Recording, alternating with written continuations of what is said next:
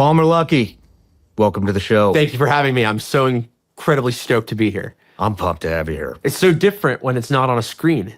Yeah. You know? Do you watch it? Do you watch the show? So I don't watch podcasts regularly in general, but I've seen yours from time to time. Of course, I had to tune in for Trump. And it's I'm a virtual reality guy, and so I understand the difference between things that's on a flat screen versus 3D. But it's just so cool to be here in person. Oh, thank you. We'll do the next one in VR. Well, teach me how to do it. Well, I'd love to be the first one to do that. I'll set it up. I'll set it up. Right on. Yeah, so you're a tech titan, and we had Joe Lonsdale on a couple months ago. Amazing human. Amazing human, and people should just know my bias. Joe was one of the first investors in my first company, Oculus. So back when I was a teenager, he put millions of dollars into my company at a time where very few people did. This was his last VC firm, Formation 8, which has now kind of evolved into 8 VC. Mm-hmm. So I love Joe, and I like to think Joe loves me, and we've had a really productive and profitable relationship over the years. Very cool. Well, he was a fascinating interview, and then. And then you came up, and I was like, dude, we've got to get this guy. He's like the Tony Stark, but real. So Tony Stark, except Tony Stark got out of building weapons, and I moved into it. So we're a little bit in reverse, but I like the comparison. Yeah. Well, everybody starts off with an introduction here, so here we go. Palmer Luckey, from garage inventor to Silicon Valley titan, a true innovator and disruptor in technology and defense. Founded Anduril Industries in 2017 to radically transform defense capabilities of the United States and its allies by fusing AI with the latest hardware advancements across many domains. Designer of Oculus Rift, a virtual reality head-mounted display, and founder of Oculus VR, which was acquired by Facebook for over $2 billion. Attended Golden West College and Long Beach City College at the age of 14 and studied at California State University, Long Beach before dropping out to build Oculus VR. That seems to be the thing with all of you tech innovators is you drop out of school. And the only difference between me and all the other tech guys is they were mostly going to school for tech degrees. I was, if you can believe it, a journalism major. I was the online editor of the Daily 49er, which was the Cal State Long Beach. You got to be shitting me. You were going to do journalism? I was going to do journalism. I was, even as a teenager, frustrated with the state of journalism in America, particularly technology journalism. I think the thing that radicalized me was this CNN piece about this. I think this was back when you had the iCloud hacks, and they were reporting on how 4chan was affiliated with it. And they had this technology analyst who's paid 6 figures, which was a lot of money at the time, when I was going to school. He paid 6 figures to live in New York City and analyze technology. And the anchor says, so who is this 4chan?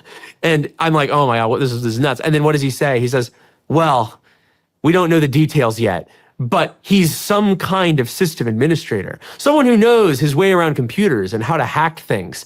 And I was like, oh my God, like,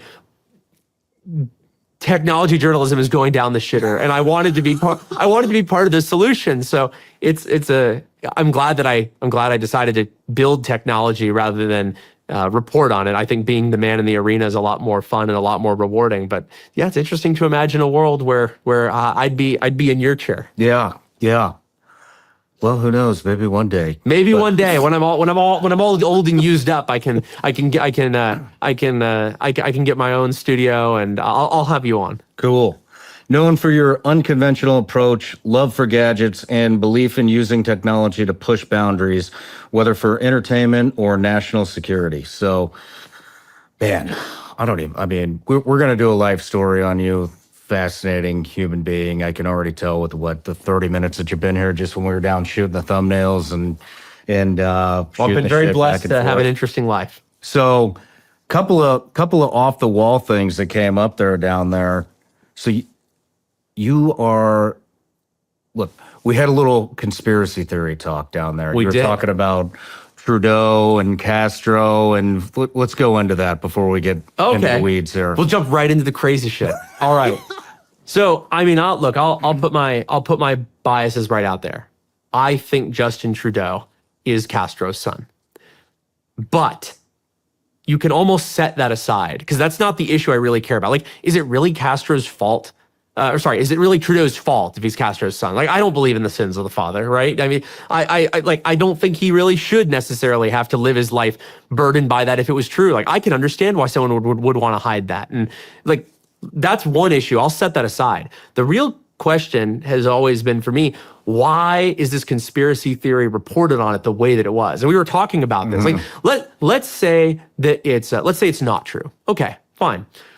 But if you go and you look at any of the press coverage of this conspiracy theory, they make you believe through their reporting that anyone who believes it must be truly nuts. They're like digging deep on this conspiracy theory. And then what follows is the most surface level thing that takes every official communication at state value and doesn't even look at the evidence that conspiracy theorists are actually analyzing. You know, they'll say, well, you know, it's very clear. The records are clear. Trudeau's mother didn't even visit Cuba until 4 years after he was born. It's like, but that's not the conspiracy. The conspiracy theory is that in the flight logs, that one trip that was logged as Caribbean Island and doesn't have a country name, unlike every single other thing in the log, that was Cuba. The conspiracy theory is that maybe it was when she went to his house in France. Like that's the conspiracy. And they literally don't mention it.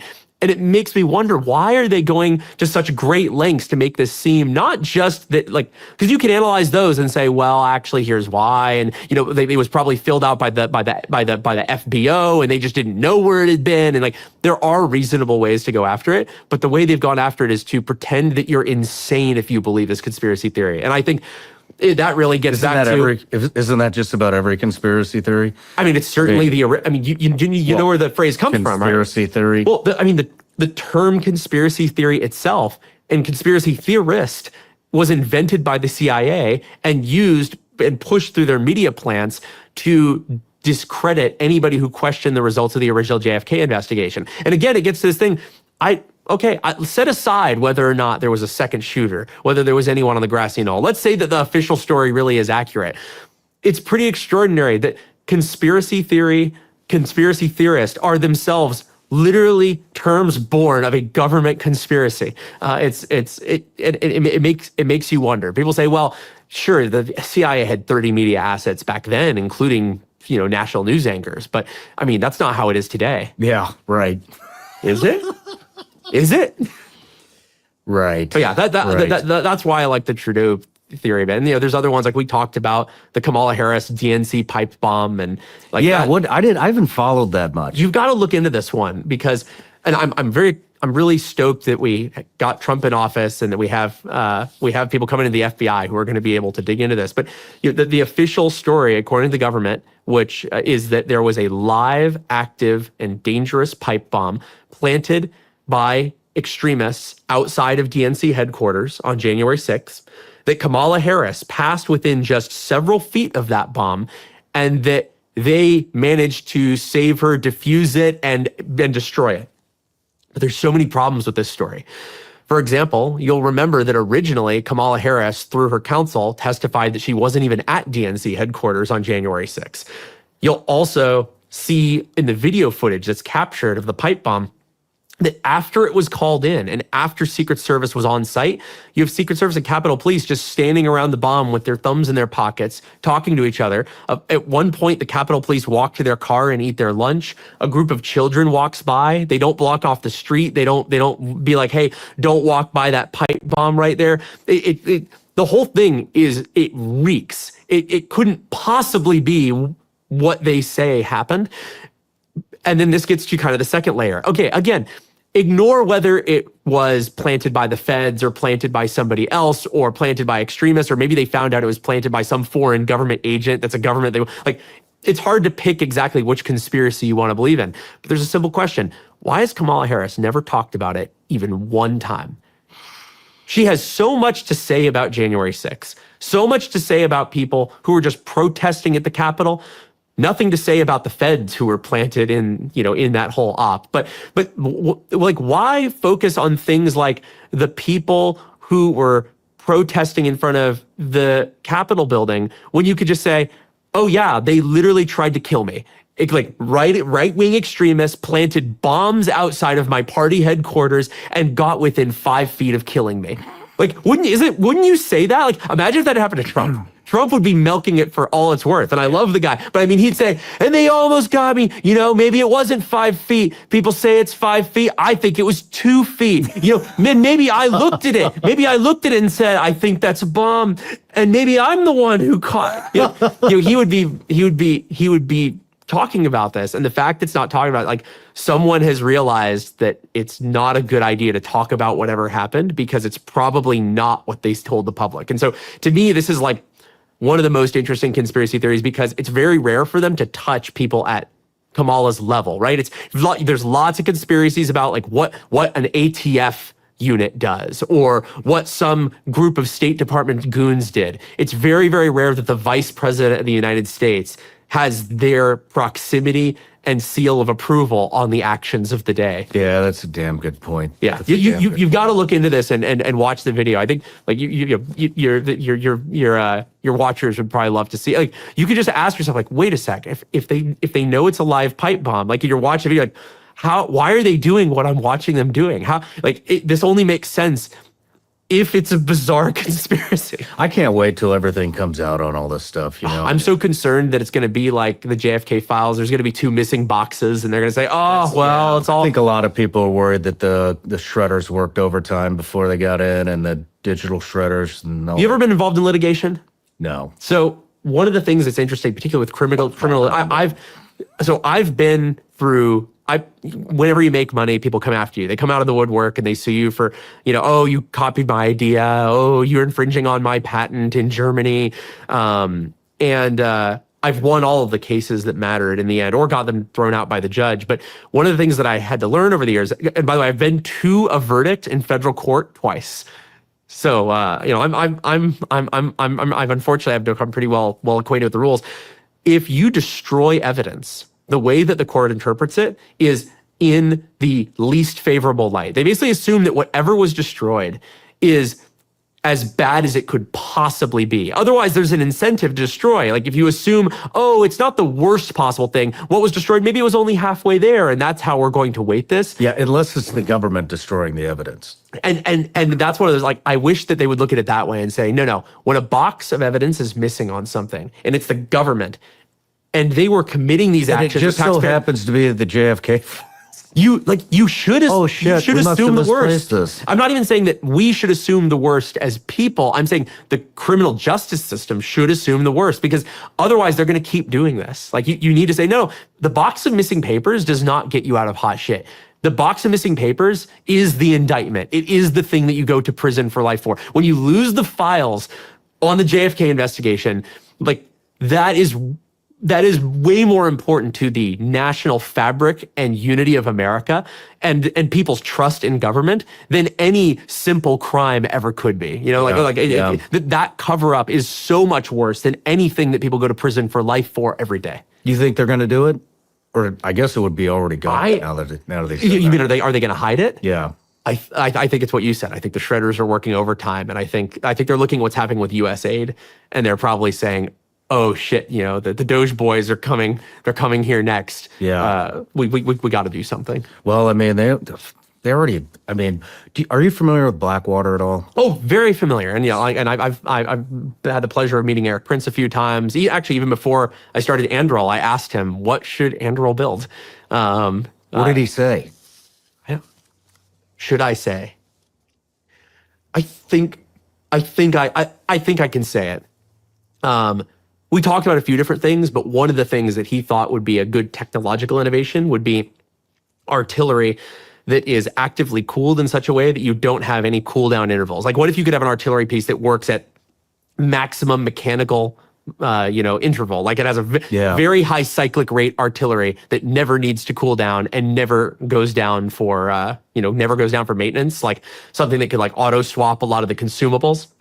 And his point was that artillery is limited a lot in that respect, and that you can only get off so many rounds at a time from a single piece, and that it would be a huge game changer on the battlefield. And at the time, that was not the type. I was looking at how I could apply mostly artificial intelligence and autonomy to AI. Like the name of my company, Anduril Industries. You'll note the acronym is AI, but we had to hide it because back then AI was a kind of a dirty word in tech. Everyone thought it was never coming, never going to work, so we couldn't talk about it.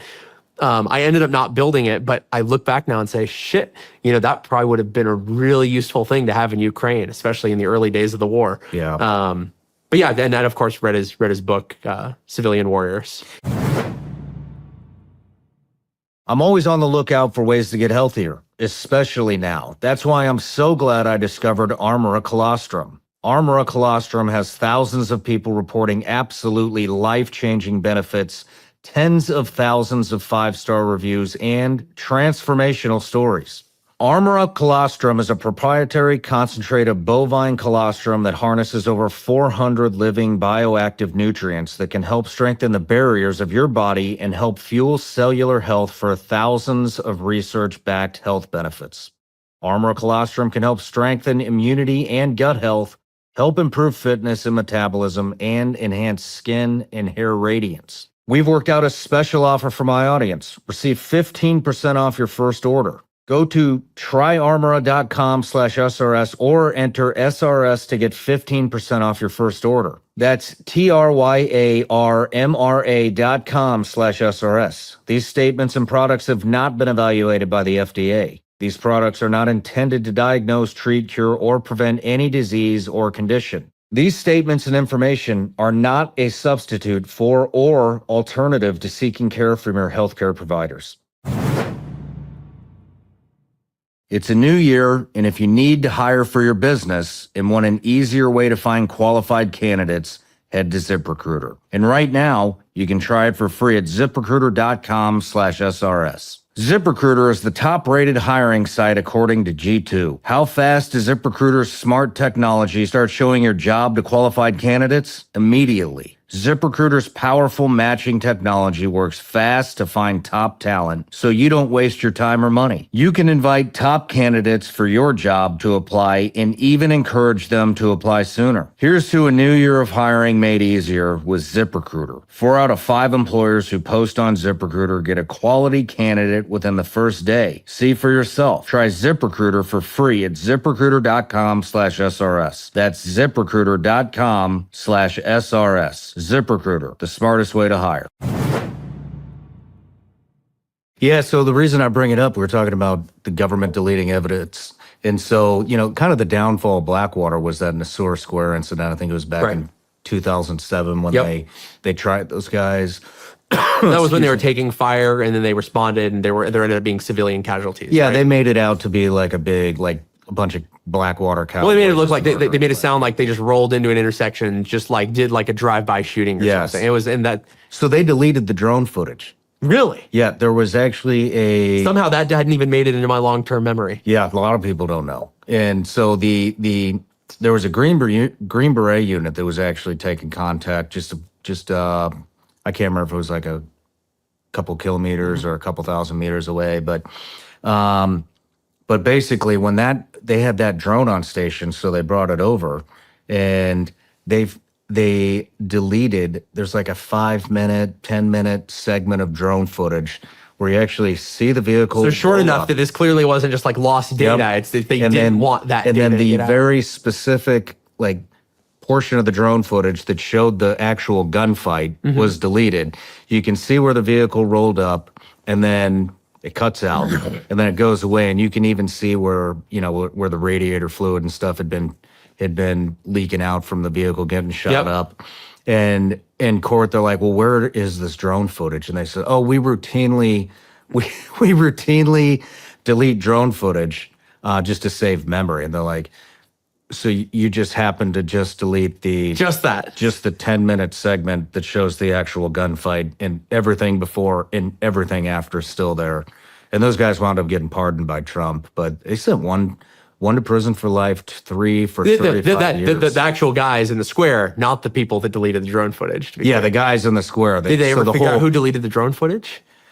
I don't think they did. I mean, those guys ran out of money. That one of the attorneys that was on the case was kind of doing it pro bono by the end of it. And see, these are the things that undermine confidence in just America for Americans. People wonder why we lose confidence in our institutions. It is shit like that. That's almost worse than those guys going to prison, is the fact that everyone watched people in the state do that, get away with it, and probably do it again. Yeah. I mean, it's not even at the highest level. Then we brought in this guy, Captain Brad Geary. He was the commanding officer of Naval Special Warfare Training Center, which is BUDS. And a couple years ago, they had that BUDS candidate who died in training, and so it turns out he likely died from performance enhancing drugs that he was sourcing from out of the country. In fact, he had a cooler in his car with all this shit, and they made it sound like the training was too hard. It was all this, all Captain Geary's fault,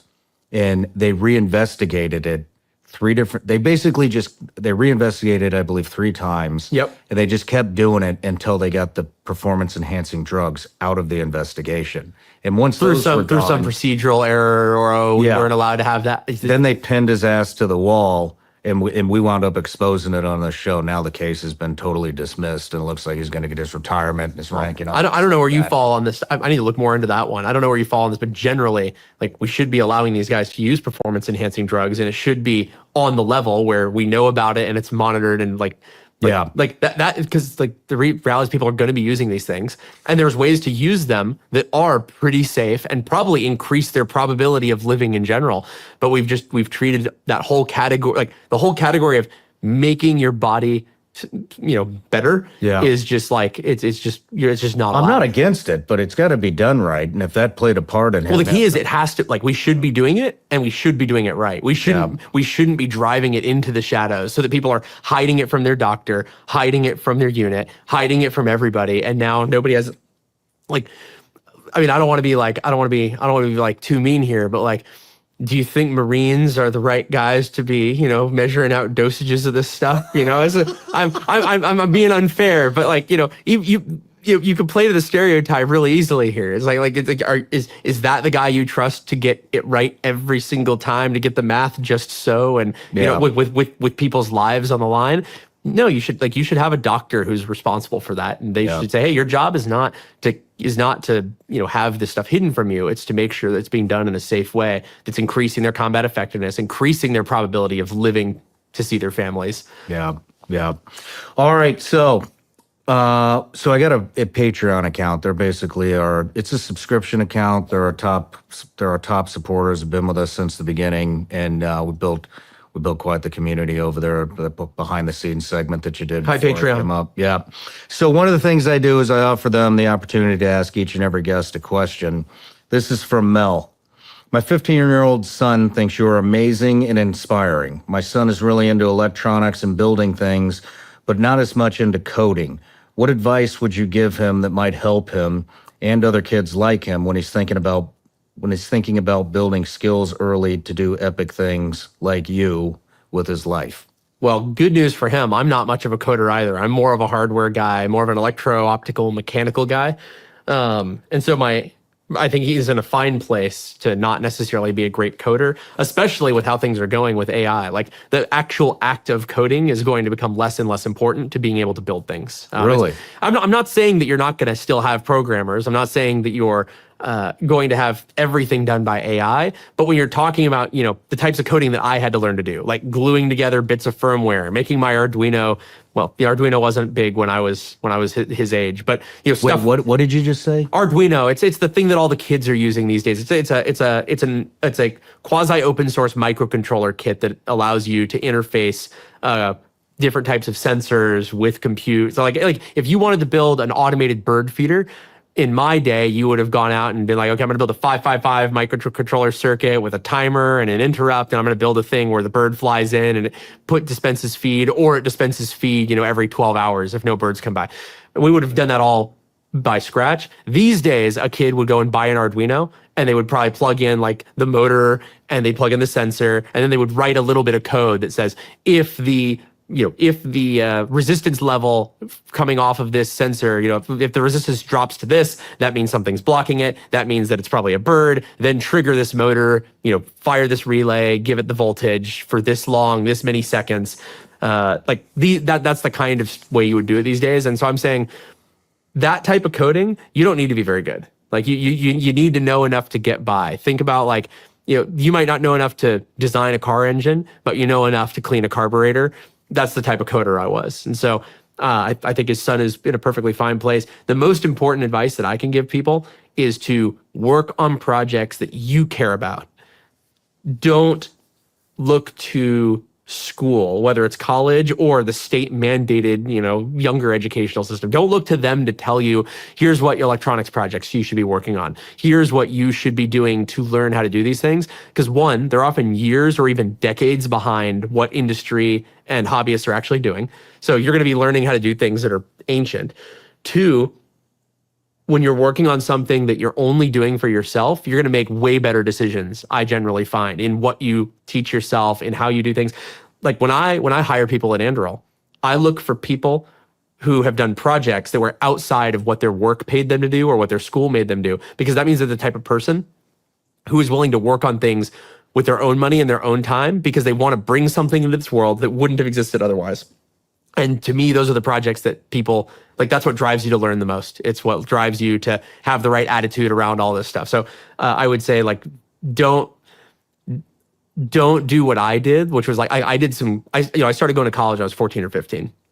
And I took some robotics courses, which in hindsight, like, I don't regret taking them, but I think the time that I spent taking those robotics courses would have been better put into self-guided, self-directed efforts. And that's especially true in the modern day of the internet. All these things that, like, in my era were not as widely available and you kind of had to go, talk to a professor about it.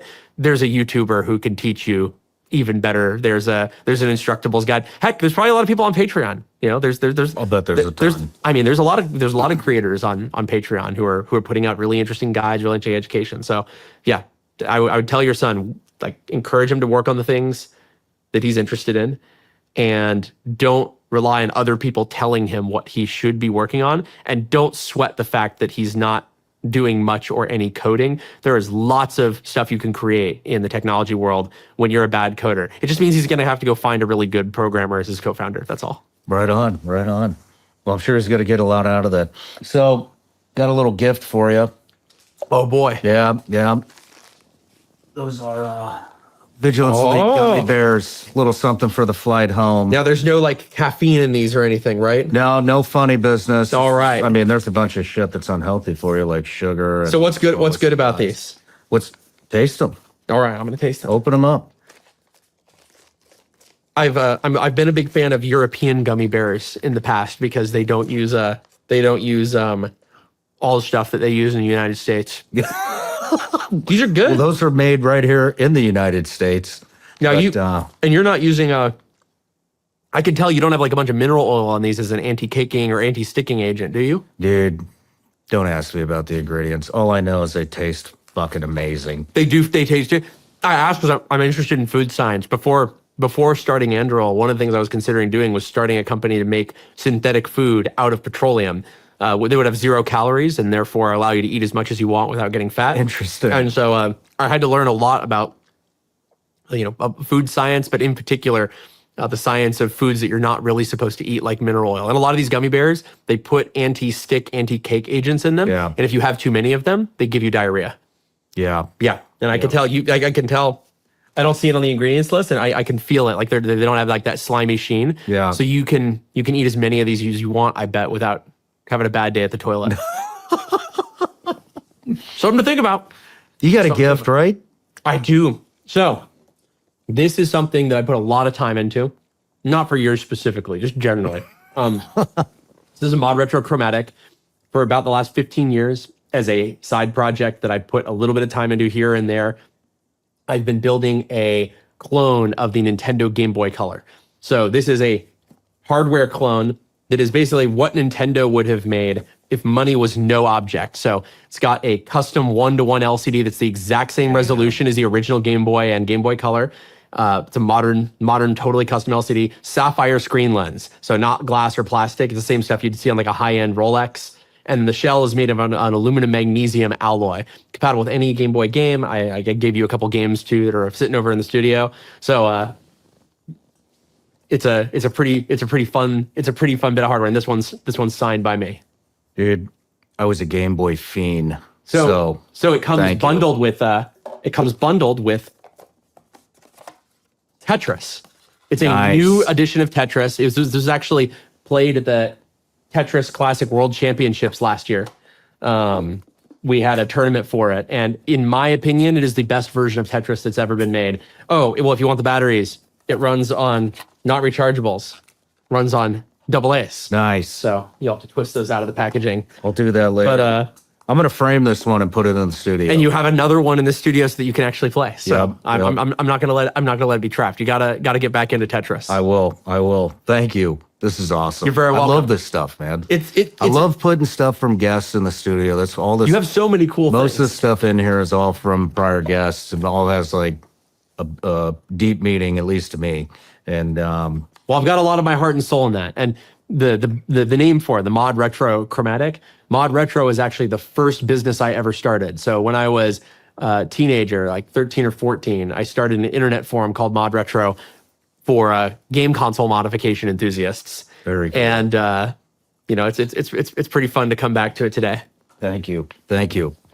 But all right. So like I said, we're gonna do a life story and then get into all your business ventures. Let's do it. At least some of them. I don't know how many businesses do you have right now? Right now, I'm 99% focused on just Anduril. Yeah. I sold Oculus to Facebook for a few $1 billion, and I was up in Silicon Valley for a few years before they fired me. So I don't have that one anymore. Yeah. And Mod Retro, I've had since I was 14 years old, and I'm very lucky where I found a few other people who are putting their full time into it because I just couldn't put time into it anymore. But I'd say. And Anduril's my baby. That's the thing that I'm putting all my time into. Like that company is awesome. Thank you. It's awesome. Yeah. Well, like for people who don't know, we're not a defense contractor. We're a defense product company. So we use our own money to design and build products for the United States military and allies around the world that leverage autonomy and artificial intelligence to do things that nobody's been ever able to do with weapon systems before. So our business model is that we build these things using our own money, not taxpayer money, and then we show up to the government, not with a PowerPoint saying, hey, here's this thing I want you to give me money to build from scratch. But it's like, I have this working tech, this working product, buy it from me. That's awesome. All right, so where'd you grow up? I grew up in Long Beach, California. My dad was a car salesman. My mom was a stay-at-home mom who homeschooled me and my 3 younger sisters. I ended up moving down to Orange County to start my first company, Oculus. But I spent my whole childhood in Long Beach. You were homeschooled. Yes. Tell me about that. Why were you homeschooled? There's lots of reasons. Wait, how old are you right now? How old? I'm 32 years old. You're only 32. I'm only 32. Holy shit. Yeah, I've had a pretty intense run. But I was homeschooled probably because I was not the type of kid who fit into the public education system. I was, probably these days they'd say that I have ADHD, but back then it was just called being a boy. Yeah. And I think my parents identified that of me in particular, out of my sisters, was probably going to do better in a homeschooling environment than in public school. And my sisters, they were homeschooled for various periods of their childhood, but all of them at some point actually ended up going back to traditional schooling. Really? Yeah. But you didn't. Yeah, and I think different things work differently for different kids. Yeah. Some people really like the formal structure and the formal education process and being told exactly what you're going to do and how you're going to do it and when you're going to do it. And I was not one of those people, and I think it turned out pretty well for me. I think so. It sounds like. You don't mind if I eat these the whole time, right? Hey, all right. if you need more than 2 bags, we got more. All right. But My wife's going to love them. She loves jelly beans. do you have kids? I do. I have one kid. He's 6 months old. Congratulations. Yeah, it's really great. I'm a big pronatalist. I definitely believe you need to have kids. Like if you don't have 2.1 kids minimum, you're a traitor to the nation and our ideals, because you're basically outsourcing responsibility for the continued existence of our nation to other people's, which seems like it's a super elitist attitude. We're like, oh, I think I just want one kid.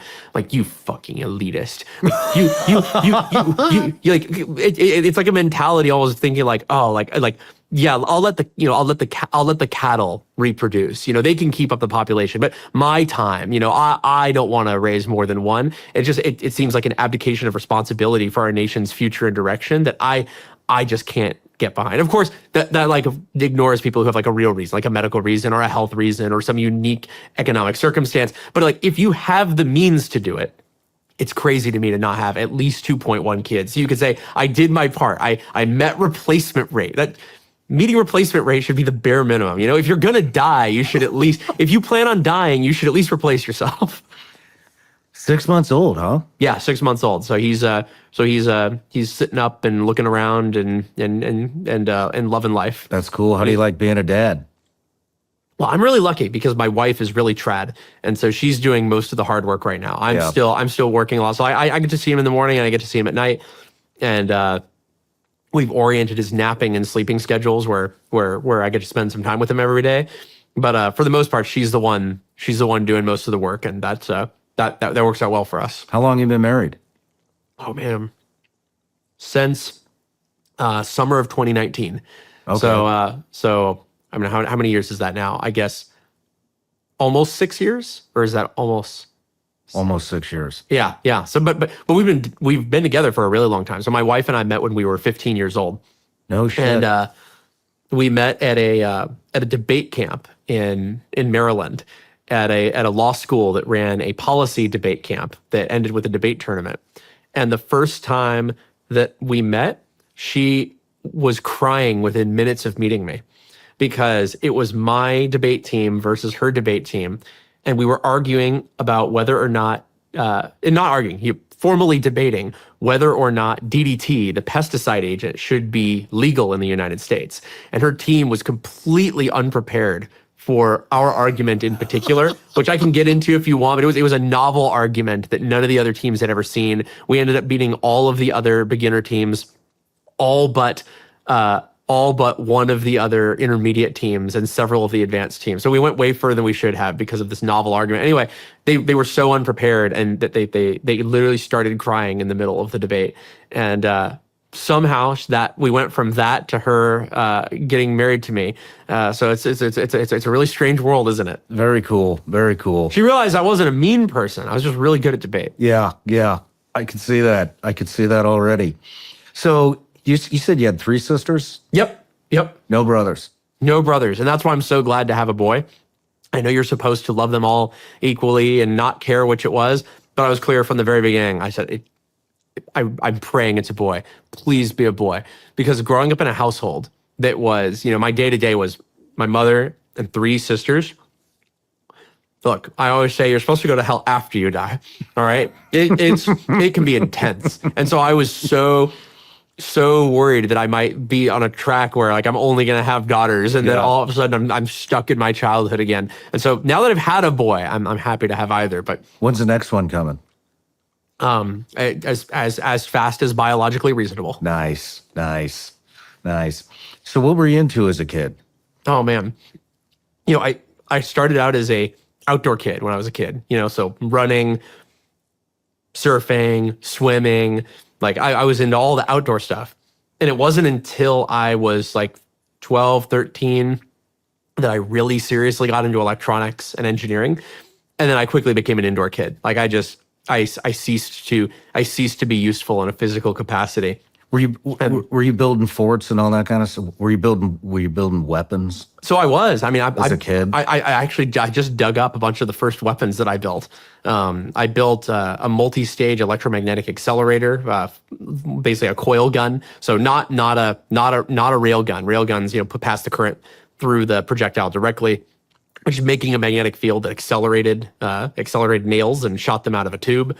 The first thing that I ever built was a stun glove. So it was a Home Depot leather glove that I mounted a capacitor charging circuit. I built one 11 or 12. Capacitor charging circuit, and then a bunch of photo flash capacitors in a gauntlet, 330 volts. You could dump the whole thing through this big, thick gauge wire to 2 spring-loaded pegs on the front of the fist. And if you punched a plate of metal, it would leave a blast of sparks, a loud explosion, shower sparks, and it would leave big pits in the metal. And I did use it on myself a couple times. And, it doesn't blow holes in you. It just really, really, really works your muscles.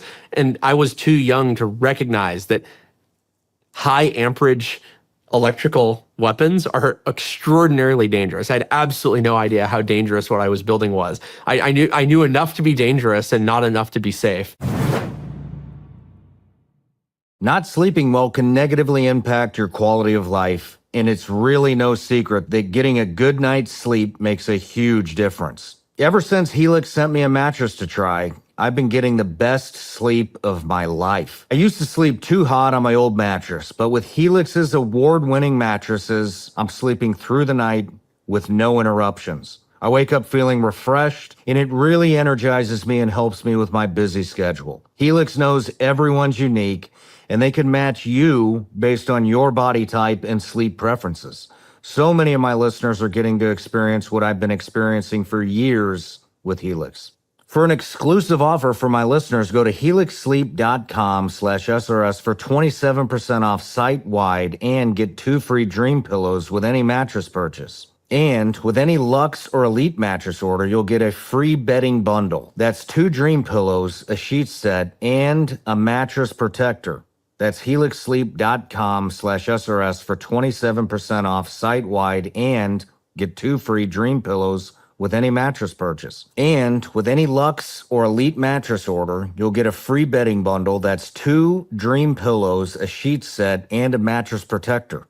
helixsleep.com/SRS. While we may have won this election, the fight to restore a great nation has just begun. Now is the time to take a stand, and Patriot Mobile is leading the charge. As America's only Christian conservative wireless provider, Patriot Mobile offers a way to vote with your wallet without compromising on quality or convenience. Patriot Mobile isn't just about providing exceptional cell phone service. It's a call to action to defend our rights and freedoms. With Patriot Mobile, you'll get outstanding nationwide coverage because they operate on all 3 major networks. If you have cell phone service today, you can get cell phone service with Patriot Mobile with a coverage guarantee, but the difference is every dollar you spend with Patriot Mobile helps support the First and Second Amendments, the sanctity of life, and our veterans and first responders. Switching is easy. Keep your number, keep your phone, or upgrade. Their 100% US-based customer service support team will help you find the perfect plan. Right now, go to patriotmobile.com/SRS or call 972-PATRIOT and get a free month of service with promo code SRS. Switch to Patriot Mobile today and defend your freedom with every call and text you make. Visit patriotmobile.com/SRS or call 972-PATRIOT. Did you hit anything with it? Oh, just myself. I ended up building a covert version that was a highlighter pen that I put 3 photo flash capacitors into the body of, kept the front of the highlighter inside. So it was still a working highlighter. And then on the end, it had 2 tiny little metal prongs, and I could touch it to an external charger, charge it up. And now I had a pen I could carry in my pocket. And if you touch that to somebody, it was just awful. It would leave like real serious burns on your skin. And I'm very lucky that I didn't wipe myself out then and there. But yeah, I was into building weapons. I was into building. I was doing a lot of game console modification. I started Mod Retro because I was really into this hobby called portabilizing, which is turning vintage game consoles into self-contained handheld portables, like portable Nintendo 64 handhelds, portable Super Nintendo handhelds, combining the best of modern technology with these retro systems. And that was the kind of the foundation that led to me getting into virtual reality. How do you get into that? What age are you? So I got into VR when I was about 14 years old. Not VR, just the regular weapons. Oh, regular. Not regular weapons. I thought you were going to say bow and arrow and spears.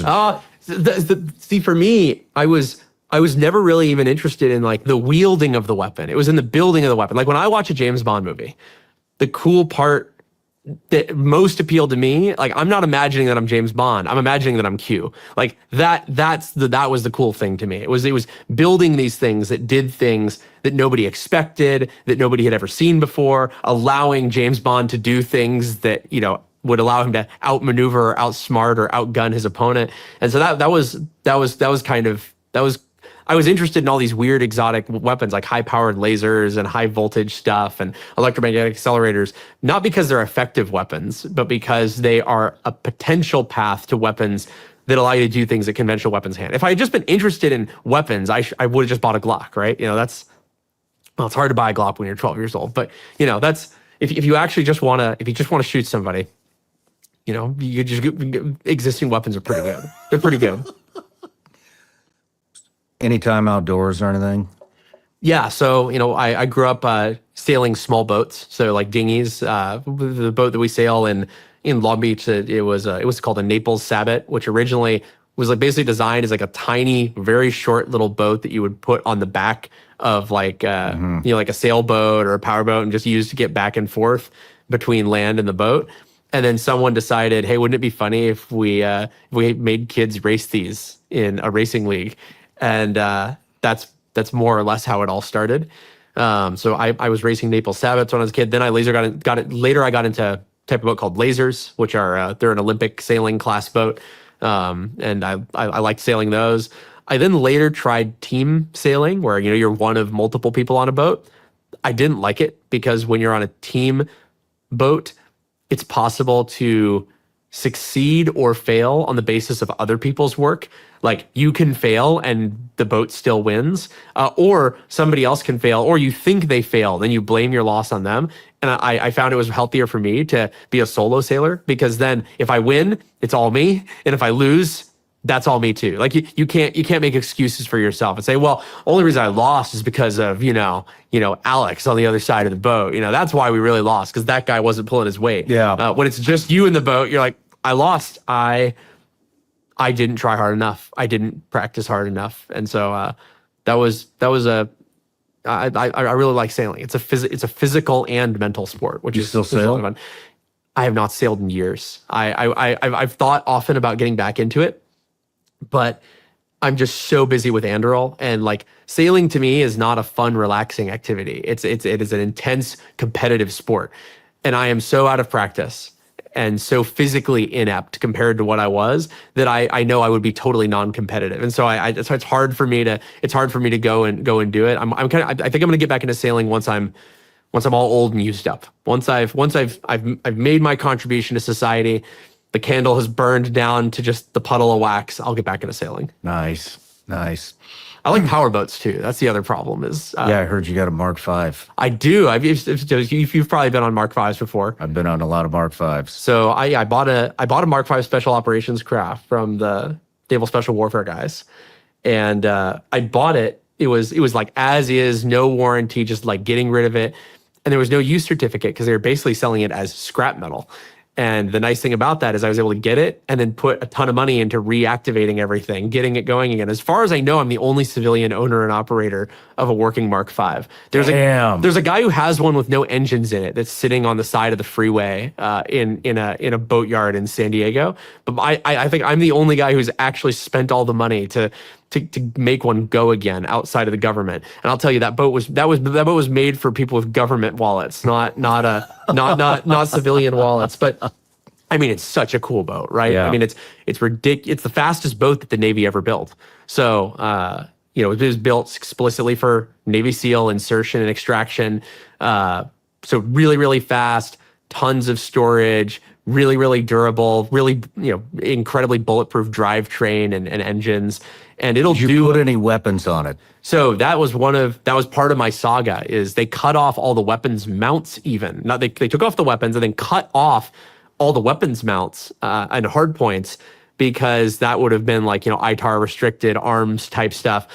But we were able to find the contract number for the people who made the original mounting brackets. And so we just contacted that machine shop and said, hey, we need part number 462571. Do you still have the CAD for that? They said, it's not even in CAD. This is all paper drawings, but yeah, we got the drawings. And we said, we want you to make us 4 of that part. And so we got brand new weapons mounts made. And I have I have replica M2s that were made by a company that makes Hollywood props that I keep on it when it's just parked in front of my house. But I keep the real M2s nearby so that if we go out into, out of California state waters, we can put the real M2s on. Damn, that's awesome. It is really awesome. It's it's one of those things where it's just when you're out there on that thing and you're blasting along at 50 knots and you're just eating up waves like it's nothing. We went on a few really cool trips on it. There was one trip where when the hurricane was passing by California recently, there were these huge waves and swell offshore. And we said, you know what? We're just going to take it out. Like supposedly this thing could do 40 knots in Sea State 4. We're going to go do it. That was the craziest shit I've ever done on a boat. It was insane. I mean, think like coming off of waves, diving down into the next wave, and the whole thing goes over the entire boat, and you shoot out the other side, and you're still going 30 knots. We also went to go see the USS Kitty Hawk, the last of the U.S. Very cool. The last of the United States conventionally powered supercarriers, so not nuclear powered. They were towing it from Bremerton, Washington, down around the bottom of South America, then back up to Galveston, Texas for scrapping. And they didn't have any transponders on the boat or the tow because they didn't want looky-loos to come do it. And they were doing it offshore. They didn't want people coming out to get in the way. And we got a hot tip from a buddy of mine as to when it was leaving and how fast they were going. And so we charted out where it was going to be and we guessed pretty well. So we just went out when it was passing by Southern California, and we eventually found it way offshore. And it was so funny because we were approaching the towboat, and before they could make visual contact with us, they must have seen us on radar, and they radioed us and said that this was a military tow operation and to stay clear. But I knew for a fact from talking to my buddies that it had already been cleared from DoD possession, and this was just the tow company talking shit. And like they were like arguably illegal what they were saying. And so we just didn't respond. And then about, 1 minute later, we make visual contact with them and they see, a big, gray Navy boat blasting towards them at 50 knots and they shut up and they didn't say another word. I think they were like, oh shit. Like, damn. They were like, we shouldn't have, puffed ourselves up like that. And, so it was really cool. We got to, we ripped right by the boat. We got some really good pictures. And then we launched a fixed wing drone off the back of the Mark V and we did a touch and go on the runway of the Kitty Hawk. Oh my God. I bet those people are shitting their pants. Well, the thing is, you'll never get another, the military is not really in the business of letting you fly your, remote control airplanes off of aircraft carriers. It was so cool. And because we're out in the middle of the ocean too. So it's not like we're doing it off a docked ship or something, which they have done that with the USS Midway in San Diego. They've let people take off little RC planes from the deck, but it's just sitting at the pier. Yeah. It's so cool to be flying an RC plane, FPV, and going down, approaching the carrier, touch and go. And unfortunately, we tried to land the plane back on the Mark V, but we messed up and the plane went into the water. So we had to come back around and I had to jump into the water and get the plane and keep it. I had to hold it above my head to keep the memory card out of the water so that it wouldn't get destroyed. But we got the video. Very cool. Very cool. So when you were homeschooled, I mean, how do they keep up with you? How did your mom keep up with you? I was really lucky in that there were certain things that I had to have beat into my head. There's other things where I was just interested for my own reasons and very, very good at self-directed learning. I read thousands of books before I was 13. Wow. Literally thousands of books. What kind of books? Everything, right? The classics, science fiction, the art of the deal. I'm just the entire gamut of everything that you would want. So I was checking out lots of books from the library. Also, lots of people giving me books. Everyone knew that Palmer liked to read. And so people would sometimes buy me new books, but more oftenly you'd have, especially adult friends, just dumping massive quantities of books. My mom also, she managed to get on whatever registry Barnes and Noble uses for teachers. And so she had the educator's discount for buying stuff in Barnes & Noble. And so I forget what the discount was, but it was some extraordinary discount. Barnes & Noble did a lot for teachers, especially back then. And so, I just read and read and read and read. And so certain topics I was okay with. I loved science. I love engineering. I loved chemistry. Math, like real math, never really a fan. there was like handwriting, which at the time that was actually still a thing that they were insisting that kids needed to learn in school, and doing cursive, and they're like, oh, you're definitely going to use cursive. Now they don't even teach it anymore. Yeah. Well, man, what a waste of time that was. But I would say my mom didn't keep up with me on the things that I was interested in, but she didn't need to try. She knew that I was going to be fine on those, and on the other stuff, my mom was able to beat me into submission. Right on. My mom's no dummy. She has a master's degree. Yeah, she's Okay. she's a sharp one on her own. Yeah. So did you grow up in a middle class family? Yeah, so my dad was a car salesman. Sometimes new, sometimes used. It depended on the time. Like the 2008 financial crisis was really, really tough for the car industry. So there were some times where it was really tough because dealers were laying people. You can't keep all your sales people employed when people aren't buying cars. Like it's just the way that it is. But he sold mostly domestic cars, so Buick, Pontiac, GMC, Hummer, and then later he kind of had to shift into selling import vehicles because that was the only thing that was actually moving volume. So like had to get into selling Korean and Japanese cars, and it wasn't really what he wanted to do, but it was the only way to make it work. And my parents decided, my mom would stay at home and he would work. So we were a single income household. I don't want to say like we were poor or anything, but like when you got one person working, and their one job they're working is a car salesman, you gotta sharpen your pencil sometimes. And sometimes, like one of the things my dad would do is in his spare time, he'd buy used cars. I know it's funny. You sell used cars all day, then you go home, you buy used cars and you fix them up, drive them around for a few months, and then you sell them for more than you bought them for. And that gets you a little more cash. That was one of the ways that I ended up becoming mechanically inclined, was helping my dad work on, motor homes and vans and, old crusty BMWs. You learn a lot when you actually interact with the world and machines with your own two hands. And you started college at what age?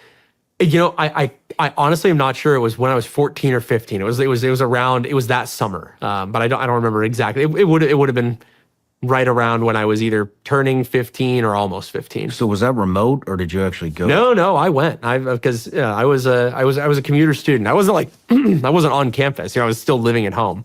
But no, I was actually going to school, and the funny thing is so here's the way it works in California. High school students are allowed to attend community college courses and state college courses by law. The law says you have to allow them to take those courses. But there's two requirements. One, it has to have sign off from the principal of your school. This is why most kids don't do it. And by the way, taking college courses when you're a high school kid, it's amazing because you get college credit and high school credit at the same time. It's like AP courses, except a lot of these college courses are actually easier than AP courses in my estimation. It's just true. Look, like AP kids are all motivated. Community college, you get everybody.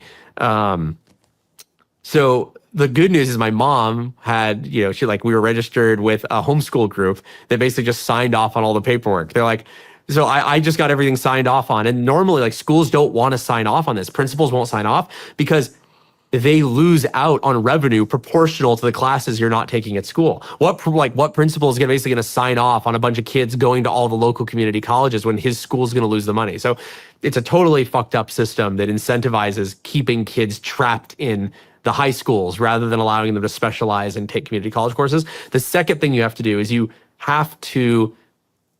basically have last priority for enrolling in classes. So like when you were enrolling in classes, there's popular classes where you had to be on your game and actually like enroll in it quickly, right? You couldn't like wait 2 weeks and then get around to it because the class would be full. The problem is that when you are a high schooler taking college classes, you don't even, the enrollment window doesn't open until it's been open for like 4 weeks for all of the proper students. And what that means is that every course you want to go into generally is already full. And so the only way to make it into a course is you have to go and petition into the course. You have to show up on the first day of class with your petition form. And then usually you're there with maybe some other people petitioning, sometimes not. And then at the end of the class, you talk to the professor and try to convince him to let him into your class. And so I had to get really good at that. Every single course I did, I had to, as like a 15-year-old kid, talk to the professor and I would make sure to do research on them. I would make sure to do research on what work they might have done in academia, and I'd have to play the game like, oh, Professor Kraz, I'm such a huge fan of your work on the local geologics of the estuaries in Long Beach. I've been reading your papers lately, and I really think you make the argument better than your colleagues at UCLA. And they say, oh, well, thank you. I say, Mr. Kraz, I would really love to take your geology course. In fact, I have to take it for my general education requirements. I know your class is full, but is there any way that I could we could add an extra seat? Is there any way that I could stay for a week or two while we wait for students to inevitably drop out and I can take their seats? And actually 9 times out of 10, I was able to make it work. And there were times where I was, just sitting in the back of the class or standing in the back of the classroom for the first week or two. Damn. And then someone would drop, bam, I got my seat and I wouldn't have to stand anymore, which was good because I was fat at the time. Remember, I became an indoor kid. I stopped exercising. And so, yeah, that's how I know that was a long ramble, but when you're a kid going to college, it is as weird as you'd think. It is like a situational comedy every single day because you're like a 15-year-old kid, and like it's obvious too. I wasn't one of those kids where I'm like, a towering brute, and who knows if he's 30. Like it's like, what's that 15-year-old kid doing? This guy's still going through puberty over here. That was exactly the situation, and it was especially funny in things like when I was going to Long Beach City College and taking robotics courses, and you basically have a whole bunch of people who are like, older guys, mostly getting, postgraduate master's degree type work, and you have a 15-year-old kid. And the way the class works is you're all on teams building robots, and so you have to pull your weight. And nobody really wants you on your team when you're a 15-year-old kid. When you're kind of going in blind, you're like, why do I want to be gimped by this teenager when we're all like, professional level people, often already working jobs and taking this night class? And so I really had to work hard to stand out and prove that I could keep up with the adults. Did you have a problem keeping up? No, I had no problem. Did they have a problem keeping up with you?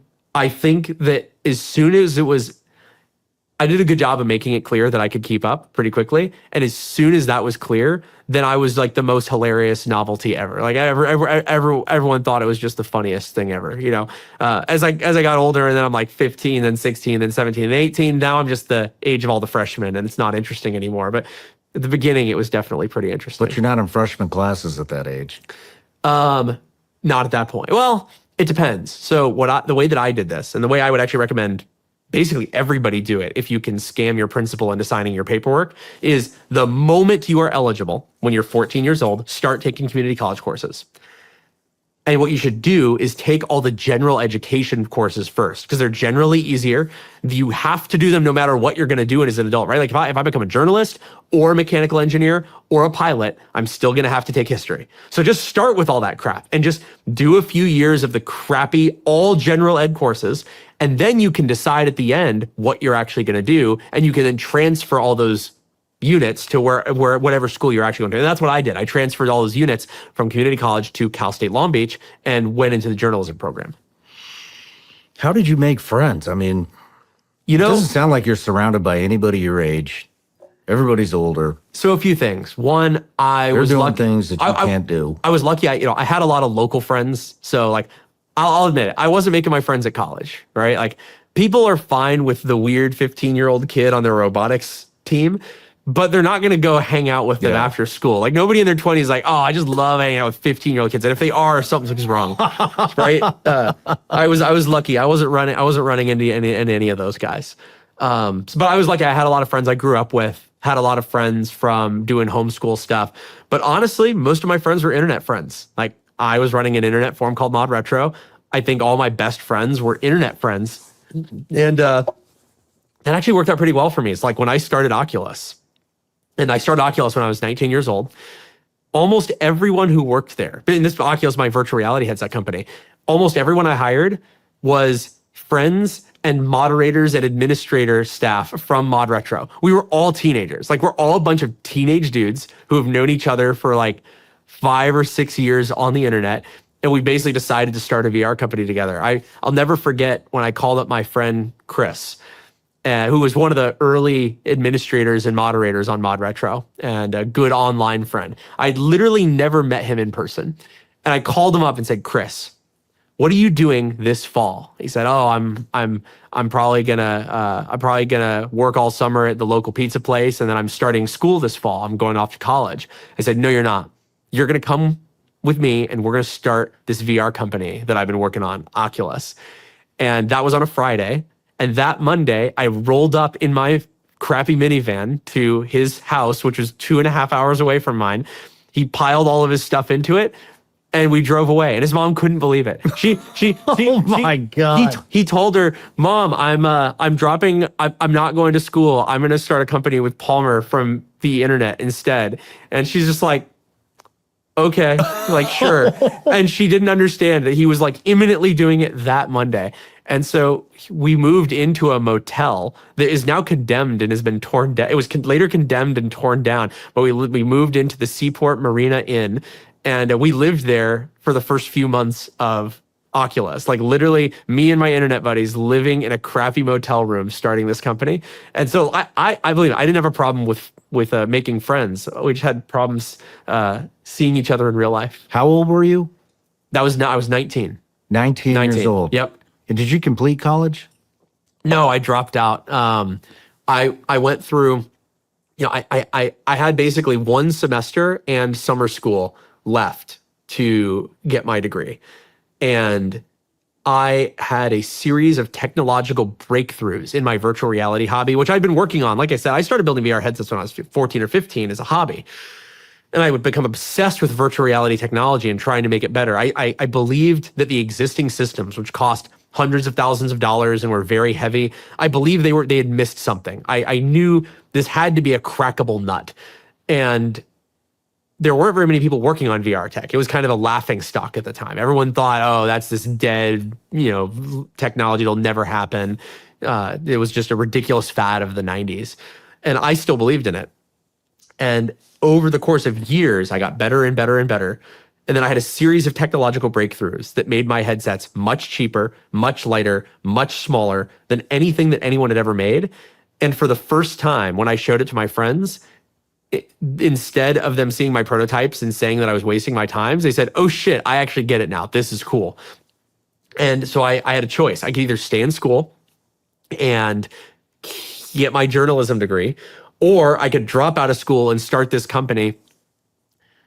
And then there was actually, it was kind of two options. I could either drop out and start this company, or I could stay in school, get this degree, probably have to make use of that degree. And I was terrified that in the process of delaying me working on my real passion, that somebody else was going to figure out what I had and they were going to do it before I did.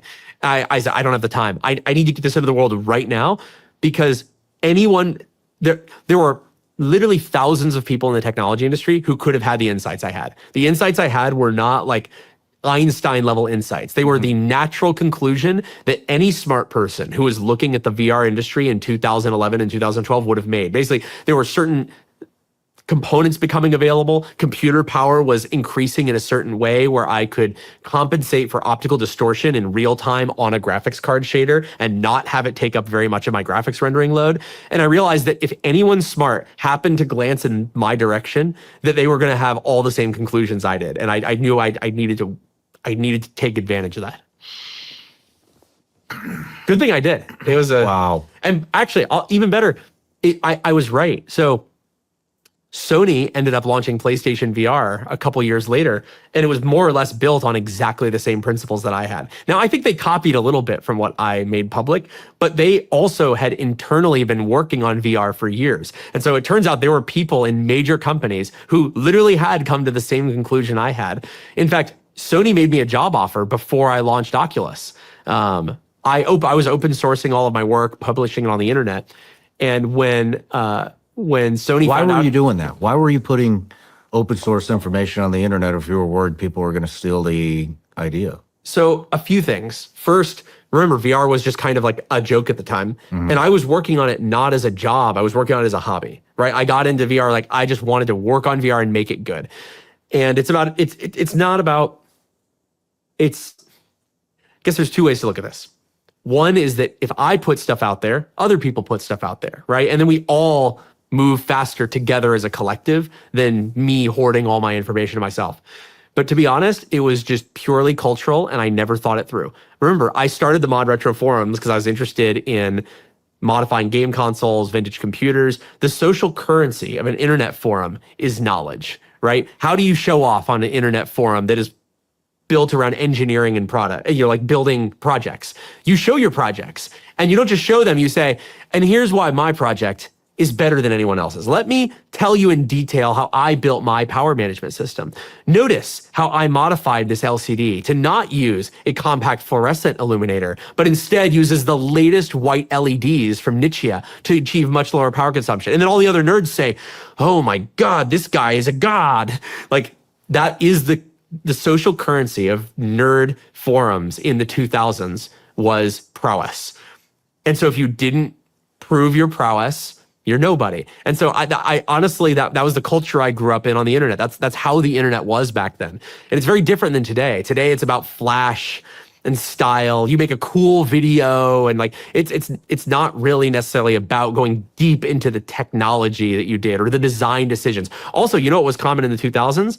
You wouldn't do it today where you go on and you post, you know, your final completed thing and hope it goes viral on TikTok. You would post updates in a forum thread like every week. You say, here's my project update thread, guys. Here's how's it going. Here's what I'm doing. People would say, you're a fucking idiot. Why are you doing it that way? And sometimes you'd say, you're wrong, and I'm going to prove it. Other times you say, he's right. I was doing it a stupid way. And you would adapt. And so it was just a totally different culture. And that was the approach that when I started working on VR, I'm like, well, that's what you do. That's you share your work, and people are impressed by it. And so how did Sony get on? How did you get on Sony? So I got really lucky in a series of chains. So I don't want to say that it was all luck, because I think people make a lot of their own luck. Like, you might not be able to make a coin more likely to land on heads or tails, but you could increase the number of coins you get to flip in life, right? Like you could do things that increase the number of interactions you're likely to have with people. I think publishing in the open, for example, did that. It means that I didn't have to personally meet every person who would be helpful to me. They could just see my work out in the open and then come to me. And in this case, it was a guy named John Carmack, who you should have on the show, honestly. Probably the smartest engineer in the world that I know. Can you connect me with him? Absolutely. John is more or less the creator of first-person shooters, the modern 3D game engine. Like, if you've played Call of Duty, if you've played Battlefield, if you've played anything, it all goes back to Doom. He was the original creator and lead programmer for Doom. And dude, I love Doom. He is a wizard, and he was so far ahead of his time. I mean, not just building 3D games, but also one of the first people to conceive of networking those games over the internet to allow people around the world to be in a single virtual space and play games together. Like, John was bringing that out. Like, people had online games, but they typically were not real time. You know, they were things like online chess. Mm-hmm. He figured out how to build netcode that would allow you to have people in a fast-paced action game where milliseconds matter and allow that to function over the internet. I mean, like, and so John was an extraordinarily brilliant guy. Everyone in the games industry, the tech industry writ large, knows who he is. And he would give these.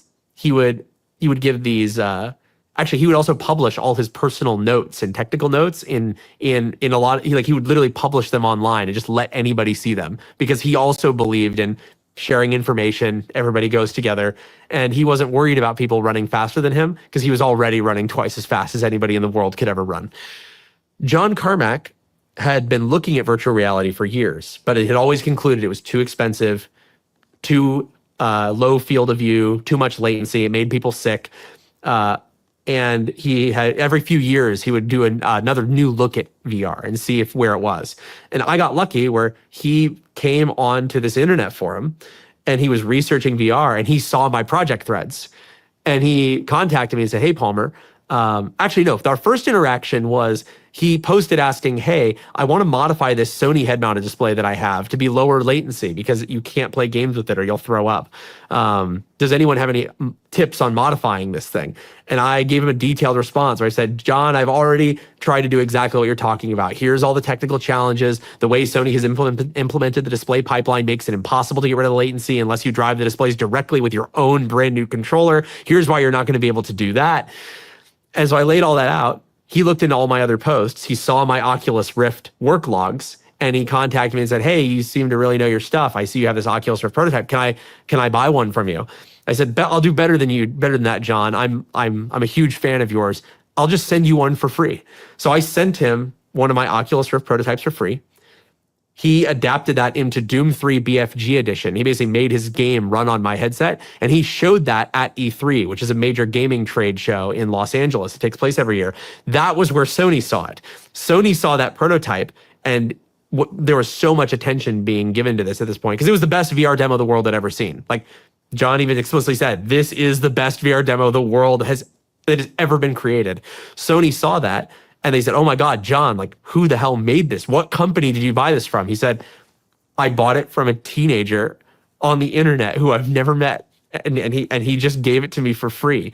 And so he put me in touch with Sony. I met with them, showed them my technology, and they offered me a job running a VR research lab in their Santa Monica PlayStation studio. And I ended up turning them down to start my own company. But then what I didn't know at the time is that they were already running a VR project. And what I didn't know is that I was already in a race against the clock. I didn't even understand. When I turned them down, I didn't understand that, like, I thought turning them down is like, oh, I need to do this on my own before Sony, gets into VR. I didn't know that they were literally already in a race with me. It was a really wild time. When did you find out? I kind of knew that there were so all the VR work back then was being done by a group called Sony Liverpool. So over in the UK, they had an office that was doing most of their 3D work. Like they were doing all their 3D ports of various PlayStation games. Those were kind of the guys leading the charge on VR as well. And I found out that they were working on VR right after I turned them down. But then Sony Liverpool was shut down just a few months later. And so all of a sudden, the people who had been working on it weren't working on it anymore. But what I didn't know is and so I basically found out they were working on VR, then thought they weren't working on VR.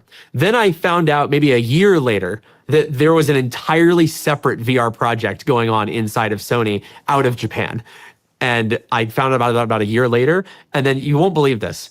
The day that we announced the acquisition by Facebook of Oculus, literally the same day was the day that Sony announced their PlayStation VR headset. Literally the same day. Wow. Yep. It's real. Which gets back to it was clearly an idea whose time had come, right? Like I was very lucky that I had the insight that I did as just a random guy in his garage. Like how wild is it that there's me, a 15-year-old sitting in his garage, has more or less the exact same insights on this dead technology that a huge team of advanced display researchers in Tokyo have at exactly the same time. Man, that's how you know that it's the right time to do something. That is crazy. And who's your friend that you... And by the way, John Carmack, just to tell you a little more about him, he also, at the same time he did id Software, ran a rocket company that competed in the X Prize. And they built one of the first vertical takeoff and landing rockets, years before SpaceX did. They were more or less the inventors of modern control theory around doing vertical takeoff and landing rockets. So he did that as his hobby. He also built twin turboed Ferraris as his hobby. And then I hired him as the CTO of Oculus. So I convinced him to leave his own game studio to come and be the CTO of Oculus. And then eventually, after I was fired, he left. And now he's working on trying to build super intelligent general artificial intelligence. And he did this before the AI boom. So I know that seems oh, well, of course he's doing AI, like all these other, hot people just following the trends. John was doing it when everyone thought he was crazy. So, I mean, he's way ahead of the curve. Damn, I would love to talk to him. I'll connect you guys. John is brilliant. Thank you. So who's your friend that you had coaxed out of going to school? So that's my friend Christopher Dykus, who was, I said earlier that I had never met him in person. That's actually not true. I just remembered I had met him one time in person at San Diego Comic-Con. We both met up while we were at Comic-Con. Nice. But yeah. Nice. So was he a co-founder? Yeah. So he was literally the first person that I called before I called anybody else. And he was, guy a lot of the like same hobbies as me, same interests as me. And I mean, he was employee number one at Oculus, literally employee number one. I don't even count myself as employee number one because you can't employ yourself. Or maybe you can. Anyway, we've always said that he's employee number one because he was. And the crazy thing is, Chris was also employee number one at Anduril, my new weapons company. No shit. So it is a whole long story all on its own, but when I was fired by Facebook, Chris was the guy who took a stand and said publicly, hey, you firing Palmer is totally wrong. It is absolutely insane. He has done nothing wrong, and I can't be at a company that is like this. And so he quit his extremely highly paid job at Facebook to come and join my next company, even though that company didn't exist yet, had nothing to its name. And he's one of those friends who is probably more loyal than he should be, which is what people should do. Wow.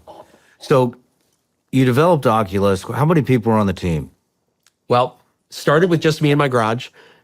When we were shipping our first product, the Oculus Rift DK1, we were up to about 25 people.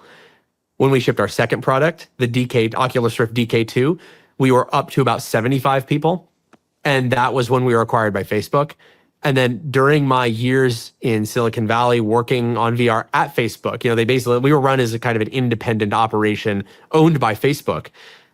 We grew it to a couple thousand people. Holy shit. Yep. And so how did it pop up? Were you trying to sell the company? How did it pop up on Facebook's radar? So there were a few things.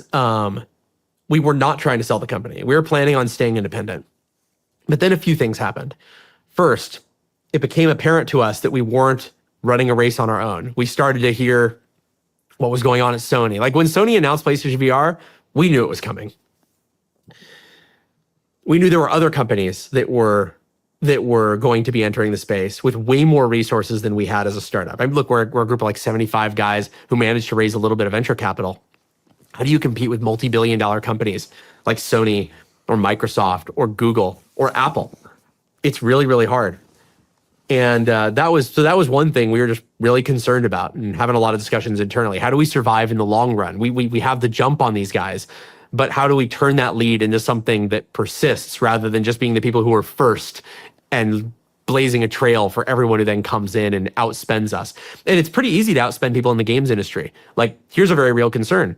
What if they came in and all the video game developers who are making games for our platform, what if they just came in and gave them piles of money to not support our headset and be exclusive to their headset? Sony did just that. And by the way, I have no ill will towards them. It's all business, right? It's strictly business. They were trying to compete with us. There were titles that had announced for the Oculus Rift as our launch titles. Sony came in, gave them money, and they said, we're not going to be on your platform. We're going to be on Sony's now. So we were very, very vulnerable because nobody wants to buy a game console that has no games, right? You really need to be able to make sure that developers can justify financially being on your platform. So that was all going on. And then in comes, like I'd say there was lots of interest from obvious people like Microsoft coming in and Google coming in. The interesting thing was when Facebook came in and a few things happened. First, I think Mark was truly convinced that VR was the future. He saw what we were doing and he said, oh my God, this is the future of computing. This is the future of gaming. I truly believe in your vision. I want you to be a part of Facebook. So, we're not really that interested at this point, but like maybe we could team up in some way. And the thing that really convinced us in the end was two things. One, Mark promised not just to buy our company, but to invest a minimum of $1 billion a year into research and development for the next decade. That was really the thing. Like when you're someone like me who's used to working with garage budgets and scraping money here and there and trying to keep your thing going. Imagine what that sounds like. Someone comes to you and says, I'm going to give you $1 billion a year for the next 10 years of your life to try and push virtual reality forward. It's a really compelling pitch. In fact, I remember exactly what I wrote in the email to the team after we met with Mark. I said, we might be getting played, but if so, Zuck is Van Halen. He's saying, he's hitting all the right notes. He's saying exactly what you want to hear, and he's doing it in a way that really makes sense. The second reason that we were persuaded is because they made a pitch to us and said, look, Microsoft, if they buy you, is just going to cut you up into pieces and use you to sell more Xboxes. They don't actually want VR or AR to be the next major computing platform. Microsoft's pretty happy with how things are.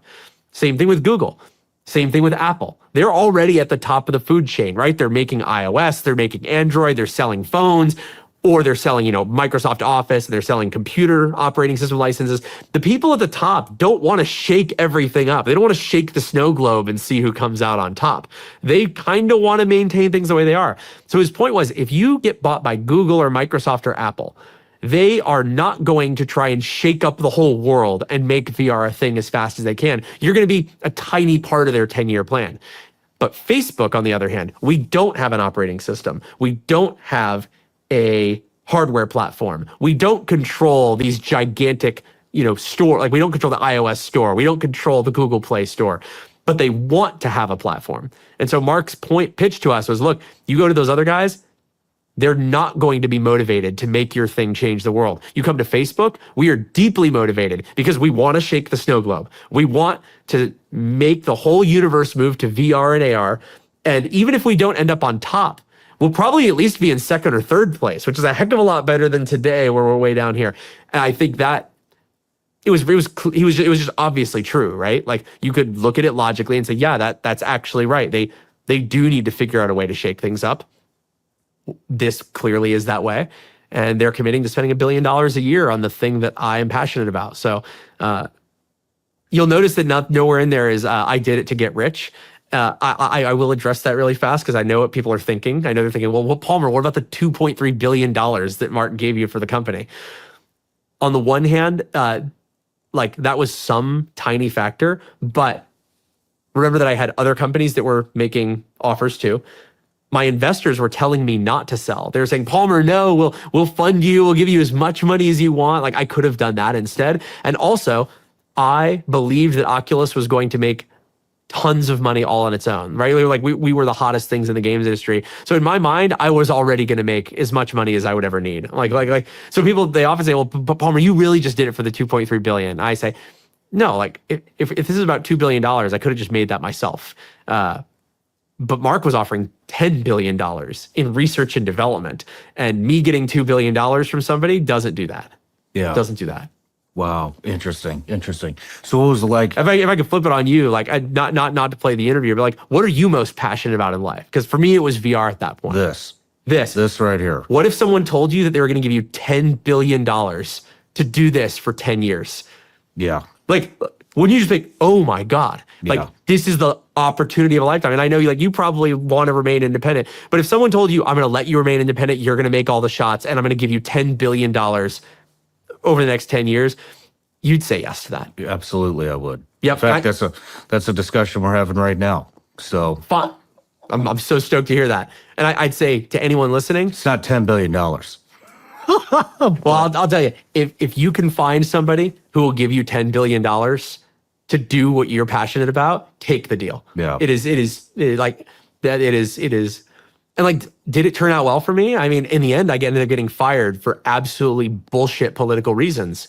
Yeah, I wanted to ask you but about guess that. what? VR is a multi-billion-dollar industry. I'm having the last laugh. I wanted Mark changed the name of the company to Meta and literally made AR and VR the core of the company. In the end, Mark didn't acquire me. I acquired them. It's a damn good point. So how long? So Facebook bought it. Yep. You moved over. How was it working at Facebook? Things were going great. I mean, we had a bunch of metrics that we needed to hit in terms of sales, user retention.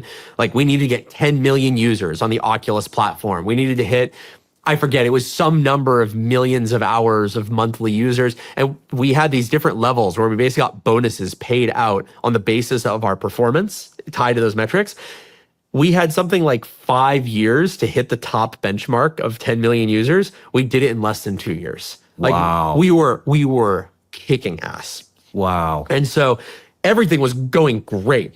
I earned all my bonuses. I got great performance reviews. Everyone loved me. And I got along pretty well with everybody, despite moving to the Bay Area, which was a very, very politically left place at the time. I'll say, like, I've long been a libertarian-minded person. Politics were always something I had thought about, but really didn't do anything about. Like, I had given $40 to Gary Johnson, right? Like, I don't want to say politics weren't important to me, but they just weren't that important to me. I cared about VR. I was the VR guy, right? And so here I am. I've sold my company for billions of dollars. Few years pass. And all of a sudden, Donald Trump's running for president. Now, Donald Trump is somebody who I had long had respect for. I actually wrote a letter to him when I was in college and 15 years old, telling him that he should run for president. You might not remember this, but he had been on TV and they were asking if he was going to run against Barack Obama. And he said, well, I might have no choice. I might have to run. I don't want to run. No, nobody wants me to run, it feels like, but if I have to do it, then I have to do it. You know, if people tell me that I have to run, then maybe I have to do it. And so I wrote him a letter. I said, you have to run. We need someone who's signed both sides of a check. We need someone who is not a part of this giant government bureaucracy. We need someone who understands what it's like to build a business, not to be a community organizer. And I wrote that letter. I don't even want to say like I thought too much of it, right? I did it on an impulse because I saw him say, if enough people tell me I have to run, then maybe I'll do it. Years pass. Trump's running for president, and I said, "This is fantastic. I'm so stoked that Donald Trump is finally running for president." Was there any? Did you get a response?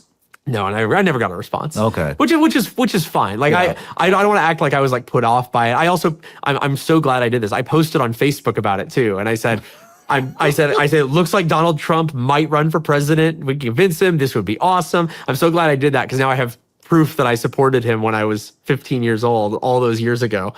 Because otherwise, this would just be like a ridiculous story. You'd never be able to prove it.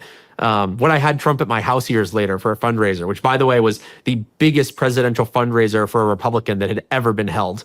I put that little Facebook post up on the screen before he came up. Anyway, so look, Trump's running for president. Everyone in Silicon Valley was losing their mind. Right? I mean, it's like, I know you probably remember, but there's probably people listening who don't remember or they're too young to remember. 2015 and 2016 was insane. The media hated Trump.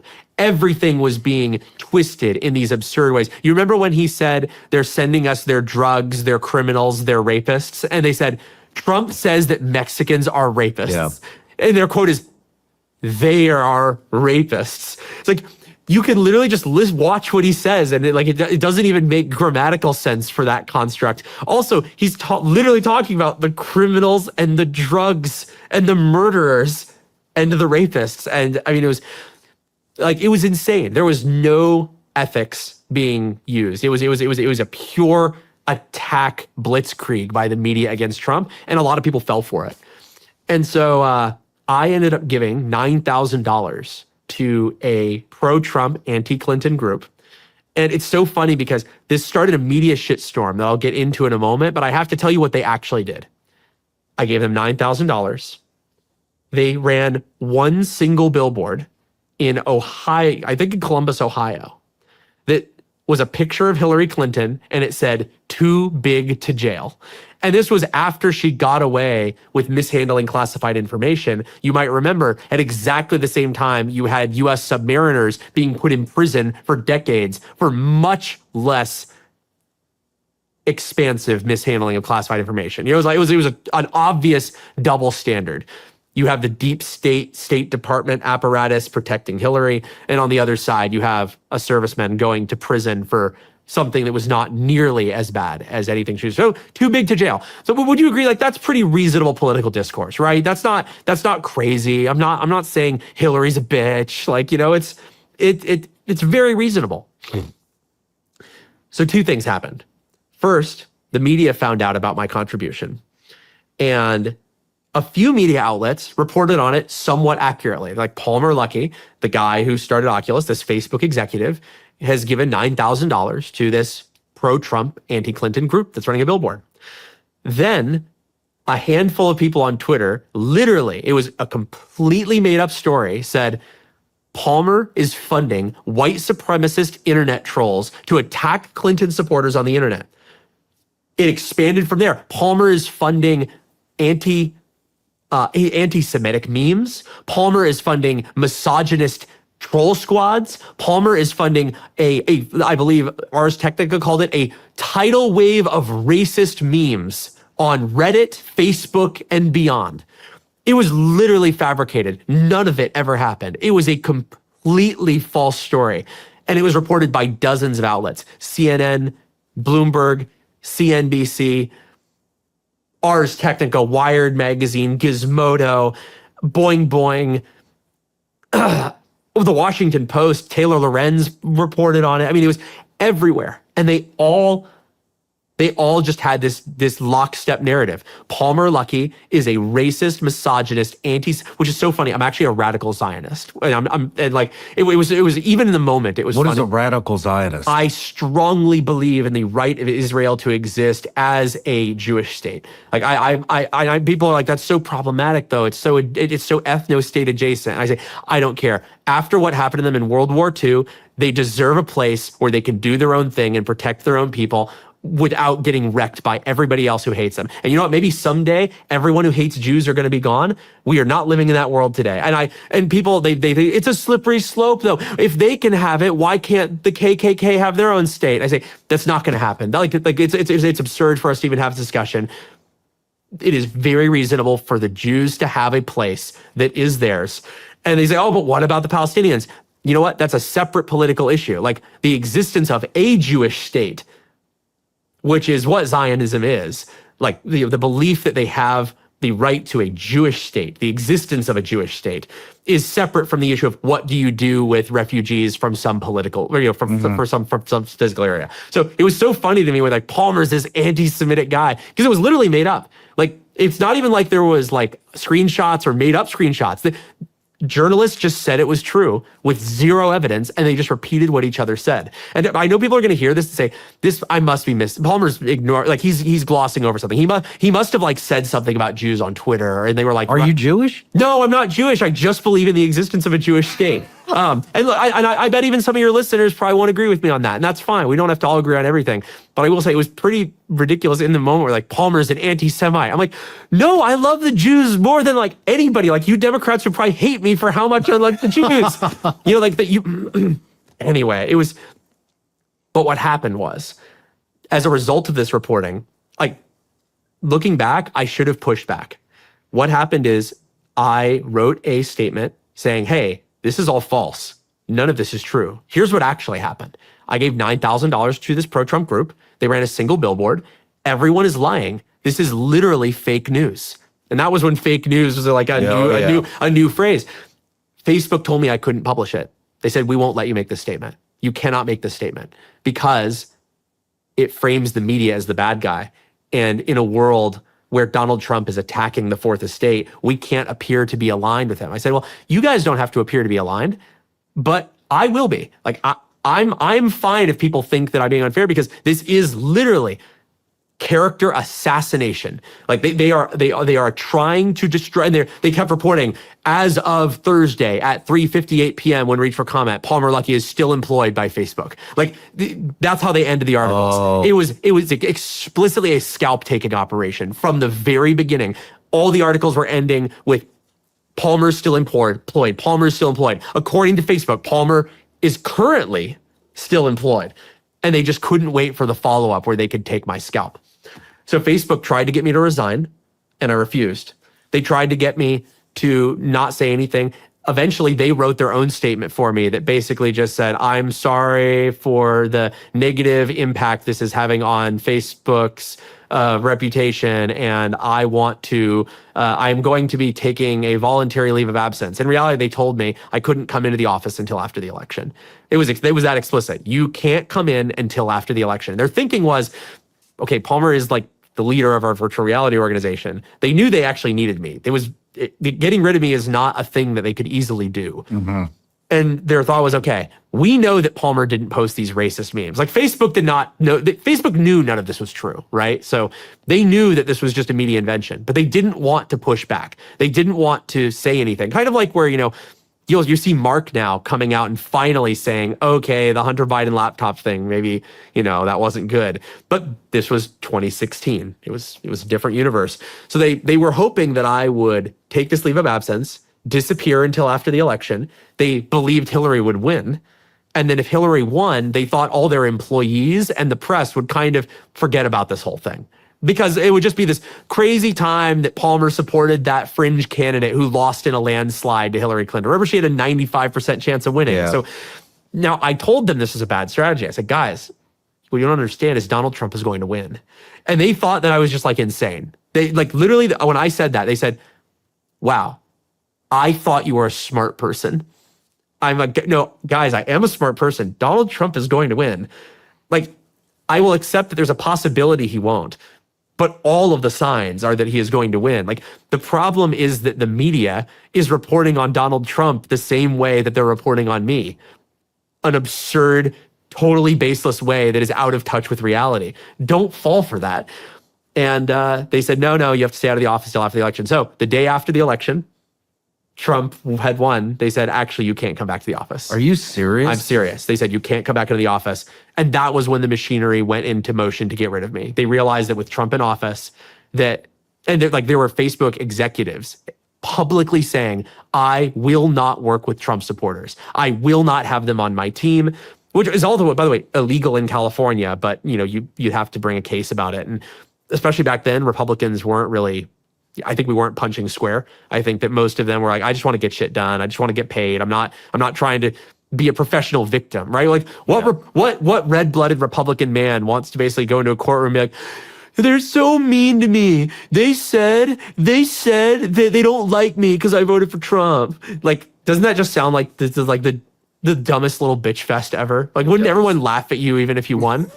And I think and so people wanted to get work done. They didn't want to be a professional victim and put themselves out there as the whiny little boy who's sad his coworkers don't like him in a hostile workplace environment. Did you have any conversations with Zuckerberg in person? No, because the lawyers were very they very quickly isolate things like this. The moment they realized that this was turning into a problem, they're like, you cannot come to the office. You cannot send any messages. You cannot send any emails. You may only communicate through attorneys. There is a lockdown protocol to minimize accountability on these things.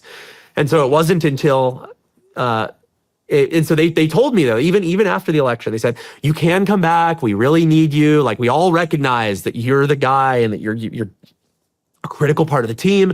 We just need you to stay out of the office for a little longer and we're going to figure this all out. And then January rolled around and their attorneys called my attorneys and said, you're being fired. You're being terminated without cause. Oh, that was the other thing I forgot. They launched an internal investigation into me. They wanted to try and dig up some kind of policy violation. They wanted to try to find a reason to fire me that they could say had nothing to do with politics. And so that went for months. And they dug through all my emails and all my communications, and they interviewed dozens of Facebook employees, being just full Gestapo style. What have you ever heard about Palmer Luckey doing something bad? What do you know? What have you ever heard? And I was like, I literally have never heard Palmer even mention politics. He's just like a VR guy. He gave $9,000 to this Trump group, I think on a whim because he has billions of dollars. This doesn't see, and so they tried to find something on me and they found literally nothing. So their investigation concluded. And I remember being in the room because it's a formal process and they let you know when you're being investigated. And in the end, they said, we found no violations of Facebook policy at any point in your tenure. None. And so that was when they realized they were going to have to fire me without cause. They just said, well, we were paying you tens of millions of dollars a year, and we've just decided for no reason we don't need you employed anymore. And it was totally ridiculous. It was totally trumped up. They didn't ever ask me about people who were discriminating against me for my politics, right? And they were saying, oh, we did this investigation and Palmer was not fired for his politics. It's like, well, you never asked me about it. If you would have told me, Palmer, are you aware of any instances of people being discriminated against their politics? Like, yeah, I can give you like 24. If they asked me, Palmer, were you fired for politics? I'm like, yeah, I can literally give you the emails and messages where people explicitly state that they will not work with me because of how I. And so like it was insanity. Like they were, the worst part is they were even telling the media this. They were saying, oh no, it was Palmer's decision to leave. Literally untrue. I was terminated. They said, they told one journalist off the record, but off the record doesn't mean anything. They told one journalist off the record that it was something like, they said, look, Palmer leaving was his decisions. It's not like this is Soviet Russia where you say the wrong thing about the wrong politician and then get disappeared. It was literally just like that. Anyway, I'm sorry I seem worked up about this, but just like I hate getting back into this headspace because it was just. I'd be pissed if I was you too. I mean, you got to remember this was. Sorry, I need to do some water. Oculus was everything to me. All my friends worked at Oculus. Remember, I told it was started by me and all my friends worked there. All the friends that I made working over the course of, half a decade on that particular product were there. My reputation was there. My work was there. All of the technology that I'd been developing since I was 13 years old for VR was owned by that company. Yeah. Everything. Like I was Oculus. And then they said, no, we're taking it all away from you. And you can't even talk to anybody. Or we're going to come after you. And if you say a word of this to anyone, we're going to come after you. And so for me, it was a catastrophically destructive event. And I wish that I would have acted differently in the moment. But the mistake I made was trusting that people could have different politics from me, but still treat me fairly. And I didn't realize that when they told me, oh, you're still an important part of the team, I didn't realize that was a pure manipulation tactic to prevent me from leverage. Like I had leverage. There were things that they needed from me. There were things I was doing. They basically were just manipulating me to try and squeeze the last little bit of juice for me for a few months before just getting rid of me. Wow. Yep. Anyway, that was how that all went down. What would you have done different? So first of all, I would have put out my own statement, which I had already written. I should have just put it out. And the thing is, I realized later, I didn't know at the time, that political activity outside of your employer, like outside of your job, is protected, at least in California. They cannot do anything about political, like they cannot tell you to not endorse a candidate, for example. They can tell you can't do it wearing a Facebook shirt. You can't do it while you're on the clock at Facebook. Of course, lots of Facebook employees do that. Hillary Clinton was everywhere. They were literally using the campus print shop to print "I'm with her" posters that they were plastering all over San Francisco. Like if you were for Hillary, it was absolutely no problem. But I should have said, you know what, that aside, I should have just gone out and said, hey, the media is lying. They are lying to all of you. This is completely false. This is fake news to the ultimate degree. The press is lying about me to try and take my scalp. And I think that would have probably caused it would have pissed them off because I wouldn't have been allowing them to run the PR strategy. But the way that it's supposed to work, just if you've never worked at a big company, the trade you're making when you allow the company to run your PR strategy is implicitly that they're not going to fire you, right? Basically, it's okay. The trade is do things our way and you get to stay safe. Because otherwise, there's no incentive to do things their way. Otherwise, you do just go off on your own. You say, fuck you, I'm going to do whatever I want. I shouldn't have made that trade. I should have gone out, gotten the truth out there. And I think people would have been pissed that I didn't let Facebook, do their preferred option, which was to say nothing bad about them. They literally told me I couldn't. I said, I'm against Hillary Clinton because I think she's going to drag us into World War III. She said that she's going to enforce the no-fly zone in Syria, which is like that is saying I'm going to shoot down. People think I will enforce a no-fly zone means you just like say words and it's like mean to pretend you have the authority. No, enforcing a no-fly zone means that a Russian aircraft is going to enter Syrian airspace and the United States is going to shoot it down. And I was looking at it, I was like, holy shit. I'm one of the people who want us to get out of the Middle East, especially at the tail end of things. I'm like, that will drag us back. Can you imagine doing this shit all over again with the Russians in the Middle East? And they said, you can't say any of this. You cannot say anything negative about Hillary Clinton. You cannot say anything positive about Donald Trump. And I should have just realized, wait a sec, this is literally illegal. I should just put it out there. They would have been upset with me temporarily that I didn't follow their strategy, but it would have been much harder for them to fire me in the end. The masterstroke of their strategy was that in refusing to deny the allegations against me, they became true. Right? Perception is reality. My refusal to address them and Facebook's refusal to point out that it was all made up, in the minds of everybody, they said, well, it must be true. He is funding white supremacist troll campaigns. He is funding people to attack other people on the internet. He is funding a tidal wave of anti-Semitic memes all over the internet. Because why wouldn't they believe it? I never even said that it wasn't true. And I think if I had made clear that it wasn't true, I probably would have gotten through it. Wow. It's a What a crazy place to work. It really, well, and you know what was even crazier was that they maintained for years and years and years that I was not fired for my politics. Doug got asked about it when he was in front of Congress.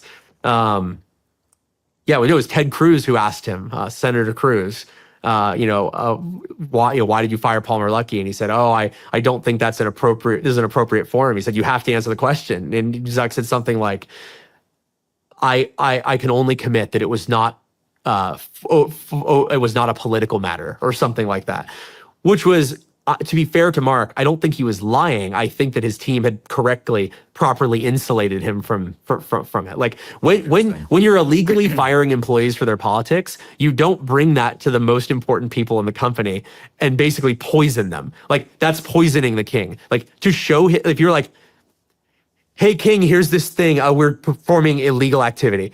Like you've just screwed them over now because now they do know. And now, am I to say that there was no suspicion or a kind of understanding as to what would happen? I wouldn't go that far, but it was crazy how they maintained for years and years and years that they literally their CTO Andrew Bosworth publicly on multiple occasions said Palmer's termination had nothing to do with politics. It was not a factor in any way whatsoever. And they were telling people, they started telling me that I was fired for cause. They're like, we can't tell you why he was fired, but believe me, we had no choice. He did something that was just beyond the pale. We had to fire him. We had no choice. I did, by the way, sort of get victory on this. So I will give credit to him. Andrew Bosworth, about a month ago, did post on Twitter. He said something like, you can pull up the exact one if you want and put it up on the screen. He said something like, I want to apologize to Palmer Luckey. I've been saying things about him in the past that weren't true. I just want people to know that I was misled by others and that we are sorry and it shouldn't have gone down that way and I was wrong. So they are actually finally acknowledging that the story they were putting out there, that politics was not a factor and that I was fired for any reason at all is nonsense. But it's sparse comfort a decade on. Yeah. Wow. So you leave. I mean, are you involved with any VR now? A little bit. We've got some big news coming soon. Big news on the Anduril side. I know we're going to break that here in a little bit. All right, let's take a quick break. Let's do it. When we come back, we'll get into Anduril. Sounds good. I know everybody out there has to be just as frustrated as I am when it comes to the BS and the rhetoric that the mainstream media continuously tries to force feed us. And I also know how frustrating it can be to try to find some type of a reliable news source. It's getting really hard to find the truth and what's going on in the country and in the world. And so one thing we've done here at Shawn Ryan Show is we are developing our newsletter. And the first contributor to the newsletter that we have is a woman former CIA targeter. Some of you may know her as Sarah Adams, call sign Superbad. She's made 2 different appearances here on the Shawn Ryan Show. And some of the stuff that she has uncovered and broke on this show is just absolutely mind-blowing. And so I've asked her if she would contribute to the newsletter and give us a weekly intelligence brief. So it's going to be all things terrorists, how terrorists are coming up through the southern border, how they're entering the country, how they're traveling, what these different terrorist organizations throughout the world are up to. And here's the best part, the newsletter is actually free. We're not going to spam you. It's about 1 newsletter a week, maybe 2 if we release 2 shows. The only other thing that's going to be in there besides the intel brief is if we have a new product or something like that. But like I said, it's a free CIA intelligence brief. Sign up. Links in the description or in the comments. We'll see you in the newsletter.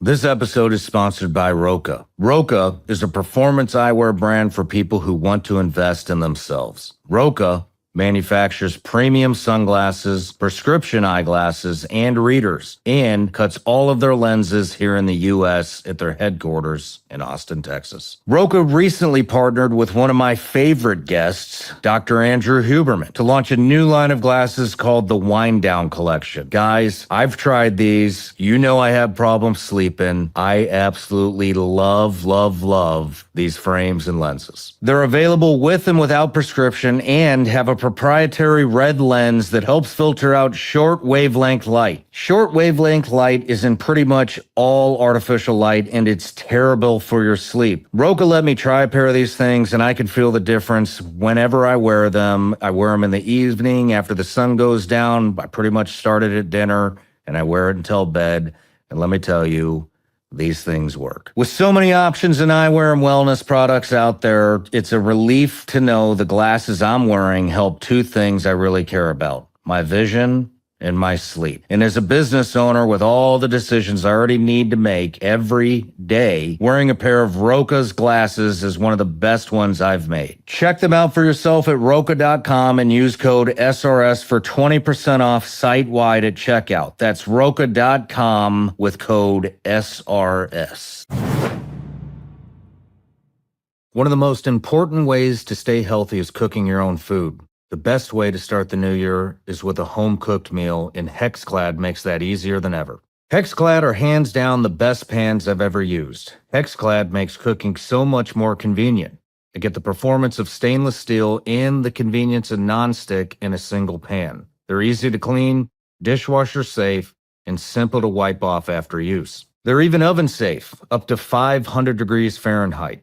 The patented hexagon design is durable and protects against scratches, even from metal utensils. Plus, Hexclad products come with a lifetime warranty. They can literally last a lifetime. For a limited time only, our listeners get 10% off your order with our exclusive link. Just head to hexclad.com/SRS. Support our show and check them out at hexclad.com/SRS. And tell them we sent you. Bon appetit. Let's eat with Hexclad's revolutionary cookware. I have one more thing actually that's fun along those lines. I recently got the Meta Ray-Bans. Have you seen those? The little camera glasses. And it once it's all set up, it says, ask Meta about anything. Just say, okay, Meta, and then ask your question. Boop, boop. It's like, okay, Meta, when was Palmer Luckey fired? And he goes, boop, boop. Palmer Luckey was fired on March 29th, 2017, after being found guilty of stealing intellectual property in a trade secret lawsuit. And then it links to a story on ZDNet where the guy says I was found guilty of this crime, but he's literally wrong. It literally didn't happen. Because first of all, being found guilty is for criminal cases, not civil cases. 2, I literally won on all of the charges around trade secrets. Like we literally won on them. And the judge threw out all the damages against me and said, yeah, he's not guilty of any of this. So like, but what's crazy is of course, like the average person, like you ask these questions and these things that journalists write are being brought up years in the future as the basis for AI knowledge. And like if you ask these AI systems, as far as they know, it's all true. It's all true.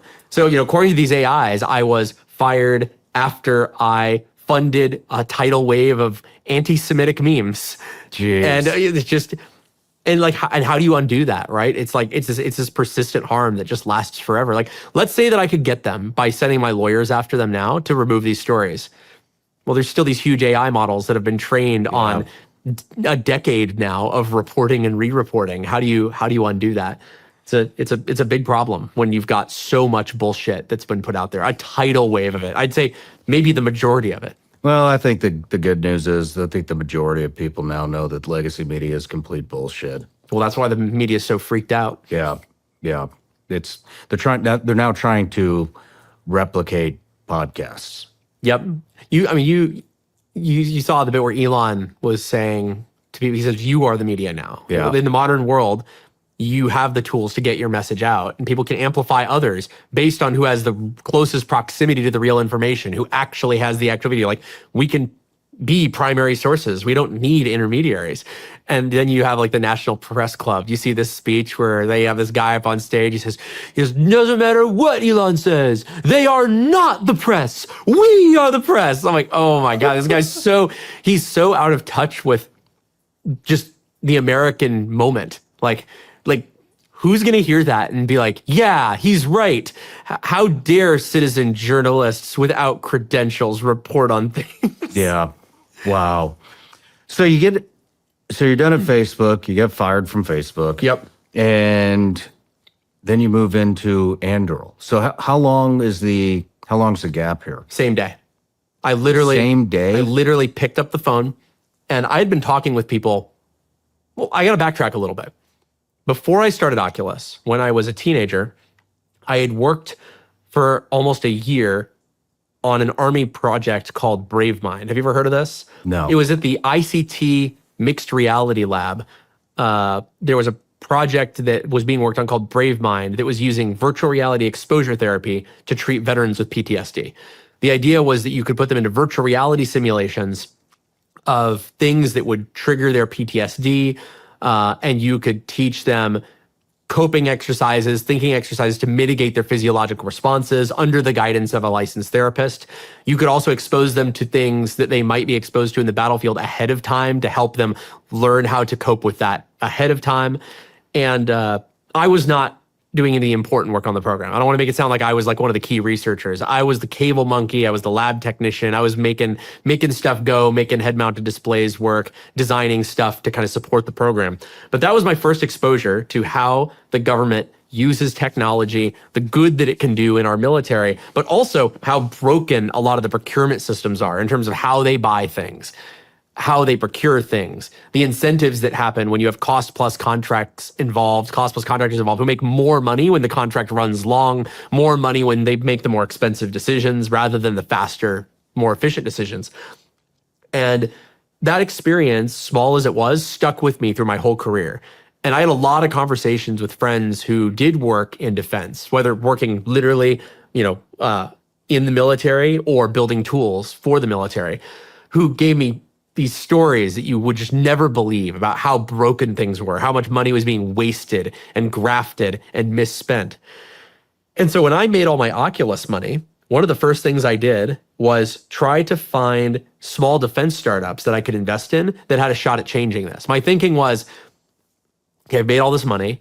I don't have the time to work on this problem at all, but I want to find companies that have a shot at changing this structure, proving that you can apply technology from the tech industry and bring it into these defense spaces in a really meaningful way. And I ended up not really making any investments. There was a couple tiny things, but nothing material because I couldn't find anybody who was doing things the way that I wanted. I couldn't find anyone who was trying to build basically the next Lockheed Martin or the next Northrop Grumman. I mostly found companies that were building some little gizmo or gadget, but like a part of the bigger machine, but they weren't going to change anything. And they weren't out there trying to change things at a big scale. And so I made some friends who were doing a similar thing. So one of those was Trey Stevens, who's one of the co-founders at Anduril. He was at the time working full-time as a venture capitalist at Founders Fund, which is Peter Thiel's venture firm, or one of his venture firms rather.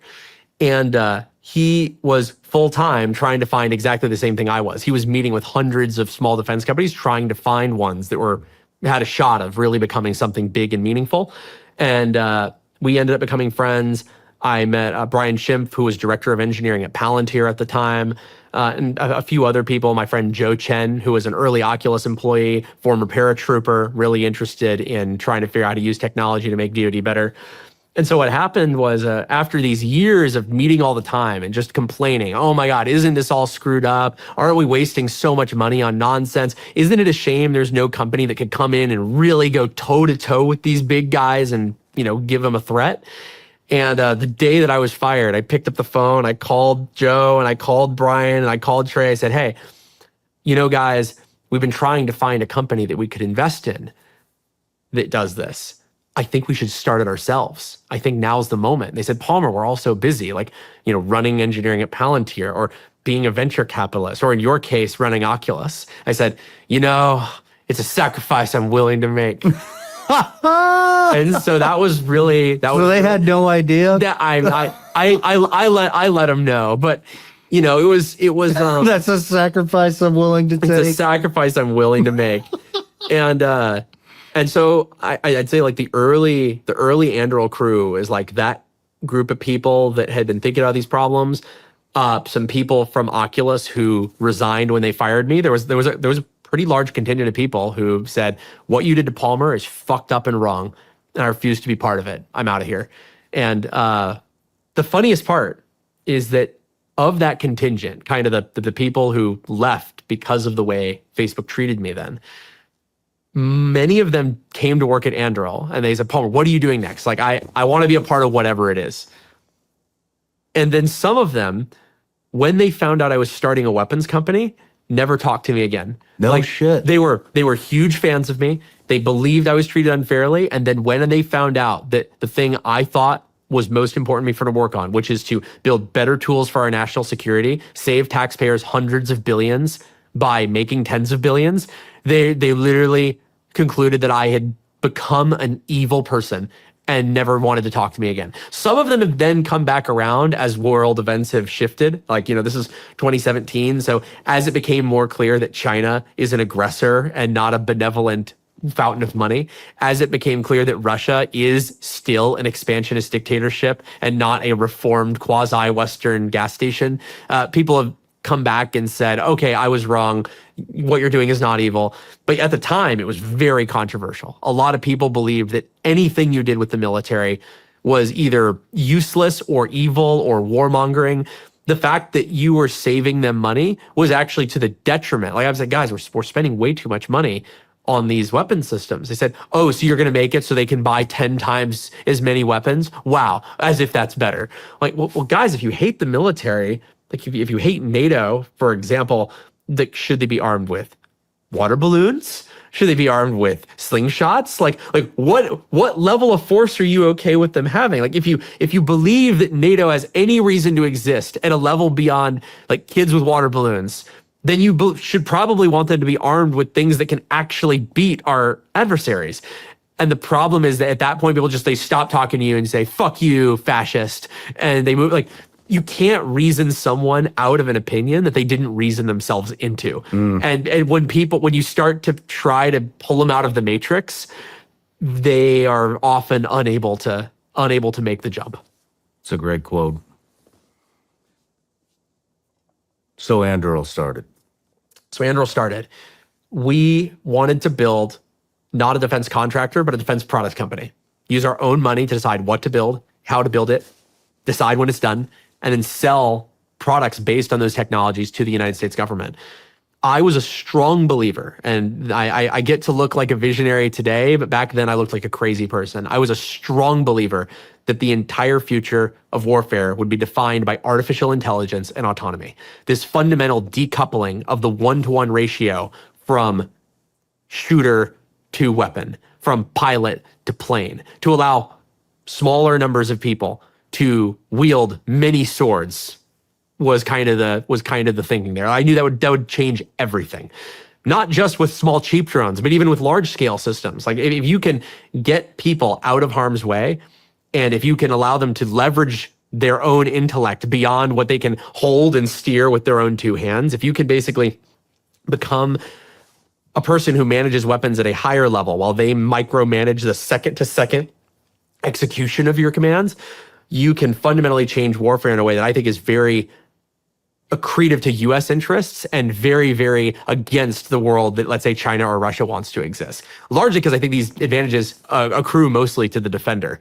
If you're trying to build a military that is designed to turn your allies into prickly porcupines that nobody wants to step on, like you have in NATO or most US operations, that's really useful. If you're trying to build a military where you need to, let's say, go into Taiwan with landing craft and get millions of soldiers there and invade and then occupy their territory, all of the stuff I just talked about is a nightmare for you. Like, it doesn't actually help you. The ability to wield many swords per arm is not that useful for occupying a resistant, hostile land. It's a lot better for, slug it out, large scale, great power fights, and that's what the United States needs to focus on winning for the most part, at least right now. So were you aware of how it works then with the military industrial complex? Oh yeah, I mean, look, like maybe how not. How did you know that with all the VR stuff you were doing?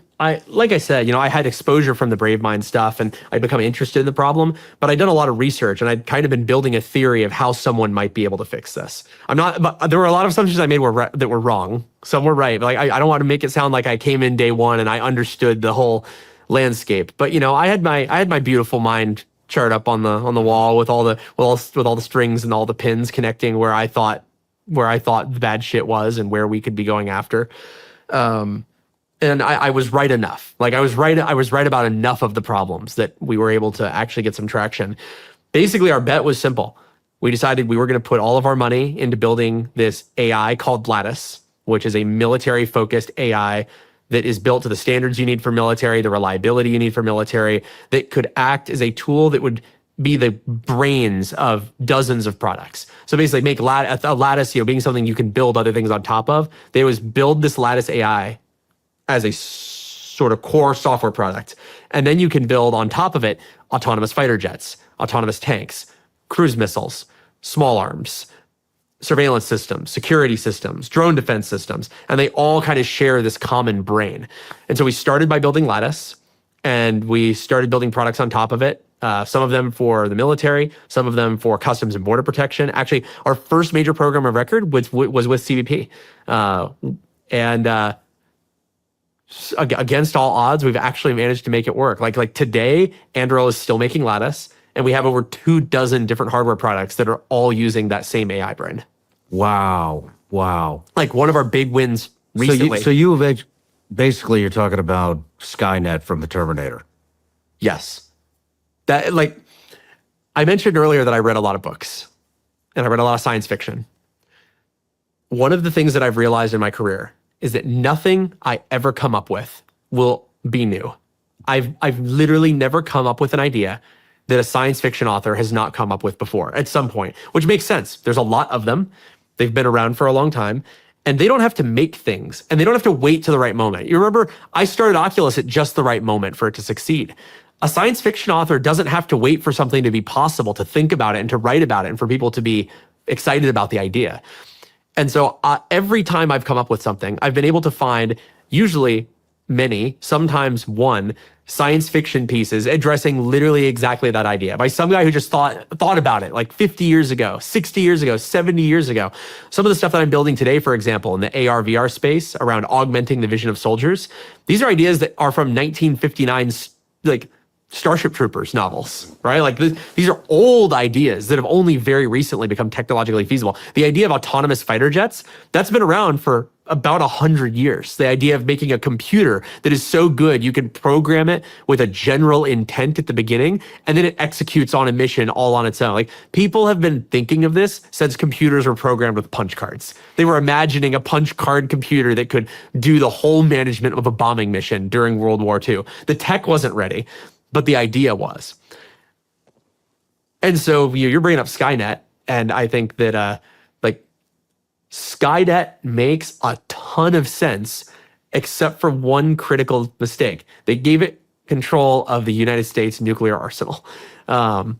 like I always like to think how Terminator might have gone if one, Skynet wouldn't have achieved sentience, but even more to the point, what if they just would have used it for the weapon systems that actually make sense for AI to control, right? There's actually not a lot of gains in having an advanced artificial intelligence have control of your nuclear weapons. It's like, it's all risk and no upside.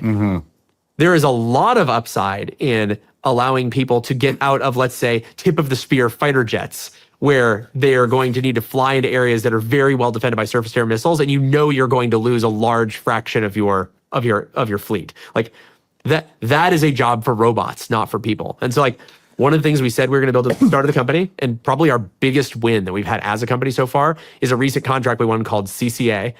So we won a spot on Increment 1 for CCA, competing against Northrop Grumman, Lockheed Martin, and Boeing. So it's us, toe-to-toe with the big guys, saying we are going to build a fighter jet powered by RAI that is better than all of the systems being proposed by these people who have been around for a century. And guess what? We beat all of them. Damn, congratulations. And thank you. It was a huge moment for our company. You should have seen the office. People were screaming and cheering and throwing chairs. And we did it because we managed to build this very powerful AI system and all the expertise we needed to build a fighter jet that is capable of going toe to toe with all of these other companies. Like no shit. We've built in 8 years from Chris Dykes was employee number 1 at Oculus, then employee number 1 at Anduril. He was the first guy to, he got right out of Facebook, said, "You guys are fucked up. I'm going to do whatever Palmer does."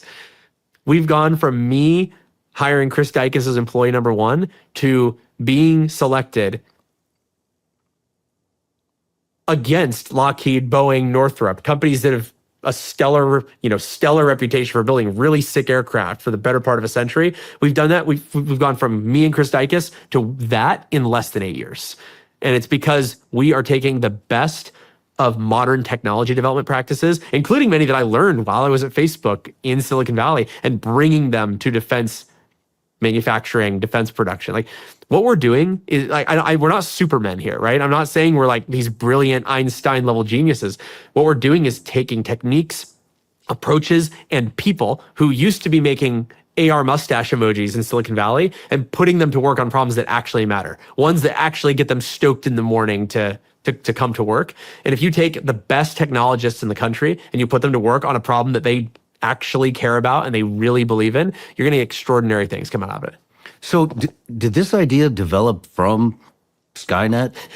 I'd say Skynet was maybe part of it. Like, shit. Well, here's what it really is. Skynet itself is not actually a unique idea. Like, the idea of kind of AI management systems that are able to manage large numbers of autonomous weapons, they've literally been around for 100 years. Like, Skynet was just the one that happened to kind of capture the public imagination. But there are lots and lots and lots of examples. I mean, like, not to say that this is the best example, but look at like Star Wars Episode 1. I don't know if you remember. Do you remember Star Wars Episode 1? A little bit. Well, the crux of it, for people who haven't watched it, which, they're not super missing out. Episode 3 was great. Episode 1, you can skip it if you're not a Star Wars person. But the Trade Federation imposes a blockade on Naboo, and they send down all of these robots, and they're all controlled by one central AI that's up in the ship that's orbiting above. And they have to destroy that ship so that they can shut down all of the robots. Now, by the way, there's something to be learned from that, which is put the AI brain in each of the robots. Don't require a data link that can be jammed or hacked or broken, or a central command post that can be destroyed. Anyway, they didn't know that on Naboo. The Trade Federation really screwed up, and they had it all going on in the cloud. But for some reason, nobody remembers the Trade Federation. They all just talk about Skynet. Wow. So you develop the AI mind, but you also develop. And what's cool is we developed that AI mind, but we can basically optimize it for different things and train it how to do things that normally they would have been done by not just a person, but an expert person. For example, we use Lattice to pilot our fighter jets. We are training them how to do things based on data from the world's best fighter pilots. And we are using Lattice to power our underwater submarines. We make a lot of underwater submarines for the United States, but also really mostly for Australia right now. And that submarine is able to listen to things, differentiate things. It can basically be an expert sonar operator and an expert submarine pilot and an expert energy management specialist. And you could basically take all of this expertise from hundreds of different roles and jam it into one brain. You can build one system like Lattice that is the world's best fighter pilot, submarine pilot, sensor reader, and small arms operator that the world's ever seen. And to be able to cram that all into one brain, it's a powerful thing. Wow. So you're developing the mind. You're also developing the aircraft, the autonomous aircraft, the autonomous submarine. In some cases. So one of the most common misconceptions about Anduril is that Lattice is only a brain for the things that we make. We do make a lot of hardware. Like we make surveillance towers, we make fighter jets, we make submarines, we make loitering munitions that are being used in Taiwan and Ukraine. But what are loitering munitions? So basically think like weapons that can go somewhere, observe a target, and then choose when and how to strike it. So not like artillery is not loitering. A thing like a missile that flies to an area, then pops out wings and orbits overhead for 10 minutes, watching what they're doing and figuring out what it's going to do. That would be a loitering munition. Okay. And we've actually had a lot of success in Russia, like between Russia and Ukraine. We're on the Ukrainian side, obviously. They've been using our munitions to strike at things that other weapons don't have enough range or can't get through jamming bubbles to attack. So the Russians, for example, will be jamming communications so other drones can't get in to destroy these targets. Our drones, because they're piloted by AI, can fly in, orbit above, let's say, a jamming truck or a surface air missile launcher, and then figure out the right time to go in and strike it and destroy it. And the mind is in the aircraft. And the mind is in the aircraft. Holy shit. So you've really but what I wanted to finish and say is the common misconception is that because we build these hardware products on top of Lattice, that Lattice is only for Anduril hardware products. That is not the case. We have integrated Lattice with over 100 existing DoD platforms. So we're taking these brains and we're hooking them up to systems that are already used by DoD. So like vehicles they already have, weapons they already have, sensors that they already have. We're basically taking everything, not just our weapons, but everything that they have, and we're trying to glue it all together into one common hive mind so that all the people, all the vehicles, all the robots have a common shared view of the world. Basically, in real time, seeing everything that's going on in the battlefield. So you know where the good guys are, you know where the bad guys are. You're able to predict what's going to happen in the near future so that you can have everything kind of, skating to the puck, as it were, rather than reacting to what happened 10 minutes ago. And it's a really powerful thing to do, to take these systems that used to be siloed and just be their own little stovepipe worlds and instead bring them into one gigantic brain. Holy shit. That's incredible. It's some good shit. One of the things that I've started working on lately is a project. I've never wanted to build humanoid robots, not myself, because there's so many other companies that are doing a good job building humanoid robots. And I've known for a few years now that they're on the edge of being real. And I've been waiting for that to happen because humanoid robots are not good enough to, let's say, replace a Navy SEAL. But they are good enough to replace, let's say, an elderly man. Like they can hobble around and pull levers and push buttons with about the same ability as a guy in his 90s, as I'd say where most humanoid robots are today. It turns out that if you can put a brain like Lattice into one of those robots, you could basically use that as a way to convert legacy weapon systems into AI-powered weapon systems. So imagine that I have an old Soviet-era surface-to-air missile launcher. And normally you need a bunch of guys to stand around it, watching a screen, picking out targets. They have to turn on the generator, right? You have to pull the lever, you have to prime the pumps, you got to put the choke and, start the whole thing up. But what if you could have a humanoid robot doing all of that? All of a sudden, this thing that used to have a bunch of humans that made it a really, really juicy target, now you can put it up on a hill and say, oh yeah, it's just a bunch of robots. And I've networked it into the greater hive mind. Now the data that it's collecting is being shared out to hundreds of other weapons in real time. And so I'm pretty excited about humanoid robots, not for what they can do at the high end, but more for just taking a lot of these legacy systems. Like imagine you have an old Humvee, right?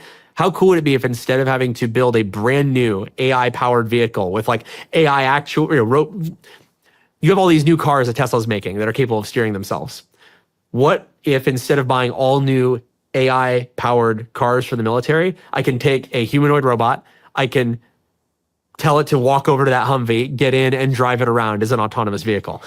It doesn't make sense for consumers. For consumers, you should just, just buy an autonomous car, but where the military already has literally trillions of dollars in inventory. Like remember, we have a budget of hundreds of billions of dollars a year, but the military has trillions and trillions of dollars of hardware that they've already bought. I am not out to make them rebuy all of that. Some of it they'll need to rebuy. But I want to make sure we're leveraging all these tools we already have as well. We need to bring AI to everything, not just AI to new weapons. Wow. You have completely revolutionized warfare as we know it. And by the way, you can see where with their current business model, like warfare, but also think about like the amount of money. Or the first page of our first pitch deck said Anduril will save taxpayers hundreds of billions a year by making tens of billions a year. If you're in the business of making those trillions of dollars of hardware, you're probably pretty spooked by a company like Anduril coming in and saying, well, maybe you actually don't have to rebuy a bunch of stuff. Maybe you can actually keep using a lot of the systems you already have. Or worse, maybe you can buy stuff from Anduril that's a tenth of the price of the stuff that you've been buying from the other guys. We are, as taxpayers, paying way too much for everything. I mean, when you were in, you probably had to pay government prices for various things. Like you're familiar with, like, companies will literally charge the government a different price than they charge civilians. And I know technically they're not allowed to charge government more, but they have like the government version, right? And it's like the special government paint. Like, oh yeah, the special government paint version of this like optic that's going on this rifle, it's gonna be $4,500. Meanwhile, as a civilian, you can go buy something for $500 that is just as good. I mean, we have to stop doing that as a country. Very familiar with that. Eisenhower was right when he said that in a very real sense, every rifle made, every bomb dropped represents a child deprived of an education, a library never built, a hospital never constructed. Like, I feel like a lot of people forget that those two things are tied together. It doesn't mean we need to be hippies about it and pretend that war's never going to happen, but we need to be spending the right amount on these things. We cannot treat it as, right now, it's almost like you can't question it because you can't question. They're like, if you question defense spending, you're questioning the existence of the military. And that's just crazy to me. There's no other part of our society where you can get away with that, where you're like, oh, you can't. No, that's not true. Education. You can't question education either. You can't say, aren't we spending too much on education for how bad it is? And be like, how dare you attack our brave teachers who are educating all of our children? It's like, no, I'm not attacking the teachers. It's just, it seems like we spend a lot of money for kids to get grades this bad. Like, the kids can't read good or do other stuff good too. So could the Navy SEAL be replaced? Oh man, this is an interesting one. I don't think so on a quite long timeline for a few reasons. First of all, it's the nature of the job. Like, I'll tell you, here's someone who will be replaced. That hilltop surface-to-air missile operator, right? Like, that is a crazy dangerous job. You're the first thing that everyone wants to take out before they can get through to everything else. Like, you're gonna die. We have to get rid of that guy. But then you look at what, like, a lot of Navy SEALs do, and what look at what Green Berets do. It's so much about interacting extremely closely with people, around people, among people, in infrastructure that was designed for people. I think it's going to be really, really hard to make robots that do that set of things. It's remember I said robots can do the jobs that a 90-year-old man can do? Mm-hmm. Okay, they're going to eventually do the job that a 70-year-old man can do. And then eventually they'll be able to do what like a average in-shape 50-year-old man can do. To build humanoid robots that can do what a Navy SEAL in the prime of his life, probably secretly roided out, like that's a really high bar for a robot to hit, especially when it comes to his ability to break the rules or make a decision that wasn't programmed or decide that he's going to do something that a robot's just never going to do. My intuition here is like, that's going to be the last job to be figured out. It's a little bit like, it's not a perfect example, but it's like is AI going to replace like the jobs of our politicians? It's like, that's probably like the last thing to go. Like in a very real sense, there's certain parts of our society that are almost like envoys of America. They represent what we're doing. And I think that we're not going to outsource that to robots anytime soon. So we're a long ways out from replacing a tier 1 assaulter. I think we're a long way out. And what is a long way out?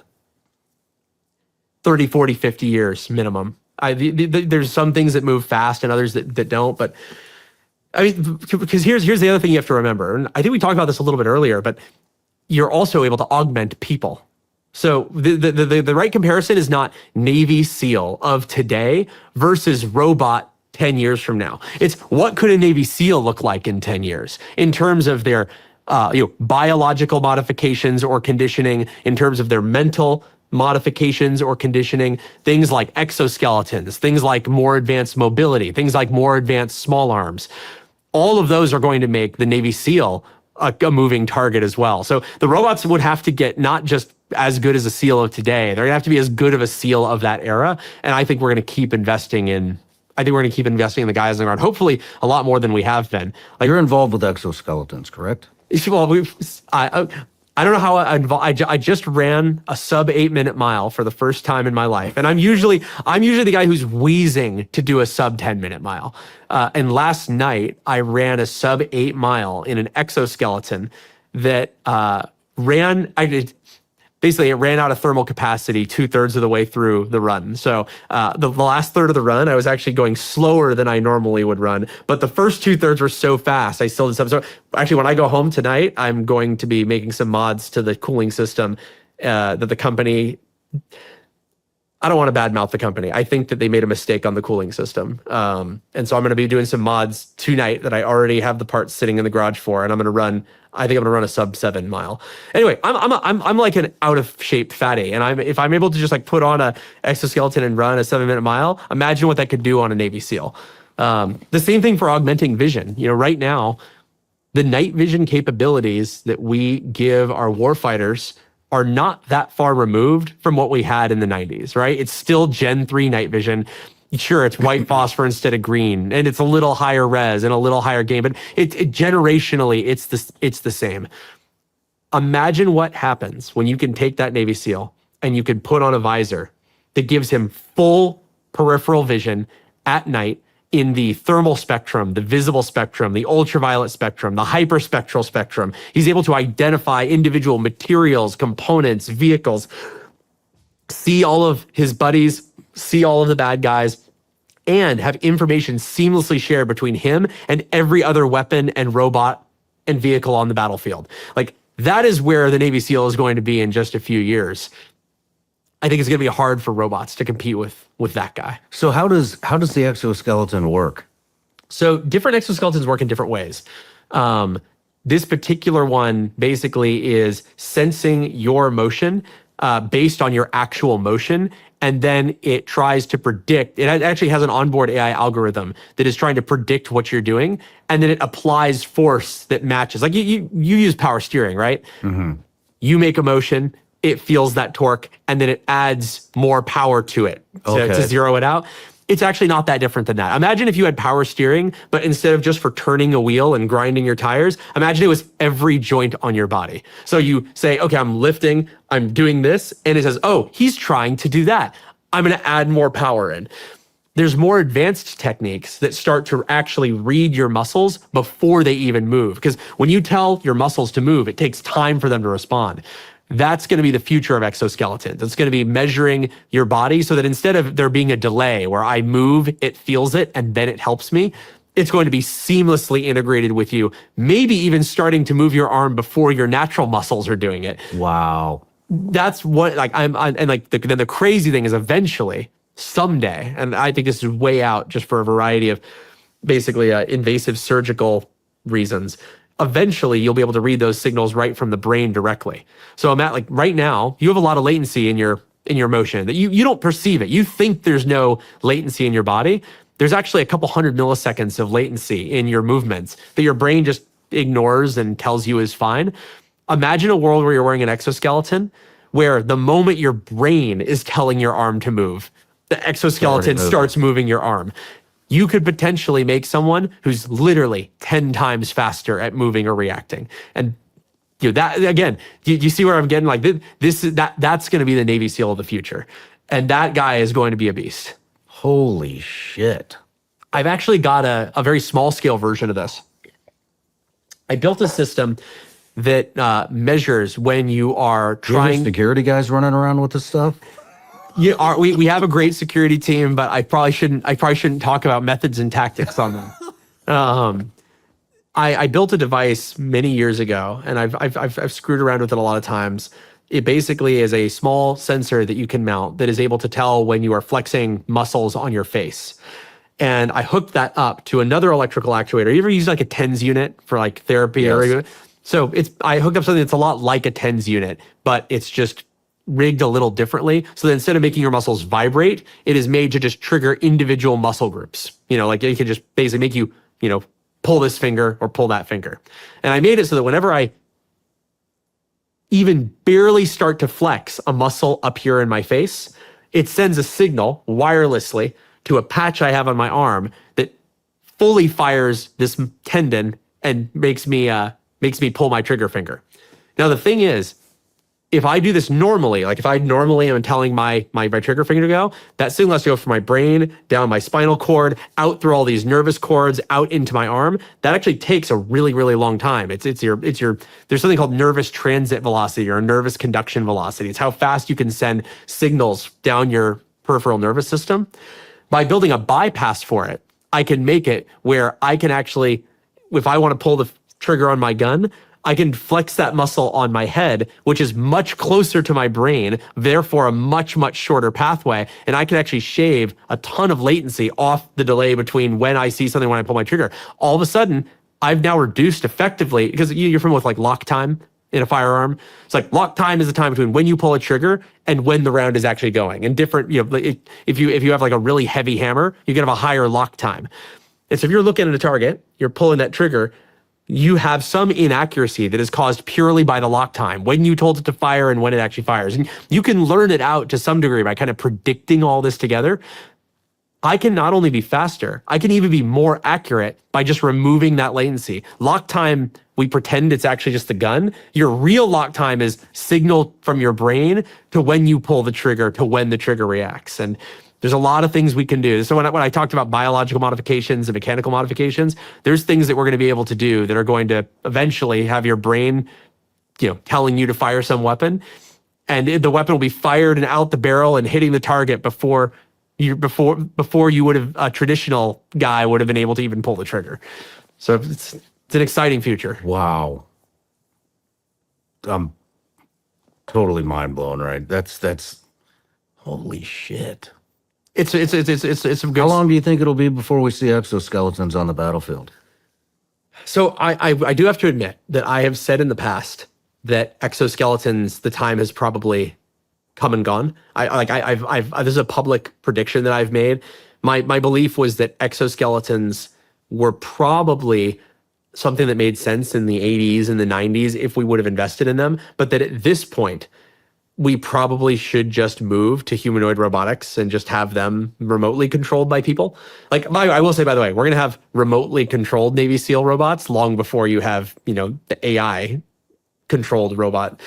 But I've recently seen some technology that has me questioning that. I think that we're going to start seeing this tech in kind of tier 1 groups, like just about now. Like less than a year would be my estimation. When does it get out? Controlled robot. Exoskeletons. Exoskeletons. Now, they're going to be a little less cool than people expect. It's not going to be like an Iron Man suit. It's more like a suit that maybe helps one or two of your joints, like that helps you run better, maybe to run faster, or maybe just to use less, so that you can run longer. Like, I'm sure you were in situations where wouldn't you have liked it to have been able to like go take a jog carrying a whole bunch of stuff to a place a kilometer away and then get there and not be tired? Mm-hmm. Like, that'd be a huge deal. I think those are going to be the types of exoskeletons we see. It's not going to be like, I put on my Iron Man suit and I'm carrying 300 pounds of vibranium armor and the bullets are blasting off me. I think it's going to be more like, hey, you can run up a whole flight of stairs to the top of a 10-story building because all the power's cut and there's no elevators, and you're going to step out on that last landing and you'll be like, oh yeah, that was a little tough, as opposed to feeling like you want to collapse. And that's a huge deal. Eventually, I do think we will see the thing that everybody wants, which is, you put on the suit and you're Superman and you punch through walls and the bullets are coming at you and nothing happens. It's gonna be a decade plus before that happens. Well, so, one of the problems being any suit that can do that can also kill you. Just think about it this way: like a suit that basically helps out your legs it's only as powerful as your legs are on average, climbing up some stairs. So like if it malfunctions, like you might hurt yourself, but you'll be okay. If you are building a suit that is capable of, doing Iron Man style, like I'm going to punch through this building and walk through the brick wall opening, that's a suit where if it malfunctions, it could rip your arms out of their joints. And you really need to be careful when you're building something like that. It's not the type of thing that you build over a weekend. I mentioned earlier, like I'm modifying this exoskeleton tonight so that I can run faster. That's not the type of thing you do with an exoskeleton that is able to rip your limbs off. It is a very different development process. So it's more like a medical device and less like a toy. Little contradiction maybe. You had mentioned first we were saying, no, we're not going to see remote controlled or robots. Yep. Now you're saying we might see I'm that saying before the exoskeleton. I guess before you had asked about like AI Navy SEALs or robot Navy SEAls. I have to admit, I missed in my mind. There is going to be an intermediary step, which is like you'll have robot bodies that are piloted by people. So they're still using human judgment. Gotcha. And like that's going to happen a lot sooner than the AI robot Navy SEAL that is. How do you see that working? Is it going to be? You're going to put on a VR controls, headset. or? You're going to put on a VR headset. You're going to strap on a suit that does full motion capture of your entire body. And you'll be like, it's probably going to handle the leg locomotion because that's something you can't really remotely do very well. It's going to have to use local sensors to scan the terrain and do a better job than you'd be able to see anyway. So imagine like downward shooting LiDARs, building a 3D model of all the terrain that's within 10 feet of you so you know what to step over, what you could trip on, what you need to avoid. And then everything on the top, you've got a guy who's just teleoperating the whole thing, and Oh shit! So they'll be controlling these from a totally separate location. Yeah, I mean, like, and So I mean, this casualties is, and like, be essentially zero human casualties. if I will admit, like, there are problems with this. Like, the reason you want to move to an AI brain eventually is largely because of communications links problems. Like if I have a command center that has to talk to a robot, that means that all they have to do to make this robot stop working is jam that link. If they jam the link, the robot is like all of those battle droids in Star Wars Episode 1. They just fall over and they're useless. But for missions where that's okay, maybe we have links that can't be jammed by that enemy. Maybe it's short range enough that we can just power through. Yeah, that's going to be a thing soon. Actually, you've seen the Tesla humanoid robot demos, right, with Optimus? Yeah. So most of those demos, I hate to. I'm not trying to piss off Elon. Sorry, Elon. I'm gonna let people know. All those demos with the robots pouring drinks for people and being robot bartenders, those are all actually teleoperated. It's not an AI brain that's doing all of that. There's a guy who's doing what I just described, wearing a VR headset, wearing a motion capture suit, and he's pouring drinks for people, walking around, doing all kinds of stuff. And yeah, that is definitely going to be a thing that our military is doing a lot of in just the next few years. Holy shit. If not at the level of a Navy SEAL. Wow. If not at the level of a Navy SEAL. But like if you need to serve drinks, like that's going to be happening soon. Wow. Damn, dude. Let's talk about... I got to throw out one more thing, which is I write a little bit of speculative sci-fi from time to time. I don't publish it just for my own note keeping and entertainment. But I did write a bit years and years ago about a tier 1 operator who basically uses robotics to continue operating even into his 70s and 80s. The idea being like he's got a broken body, but he's still the sharpest tool in the shed when it comes to his instincts and his knowledge and his ability to get stuff done.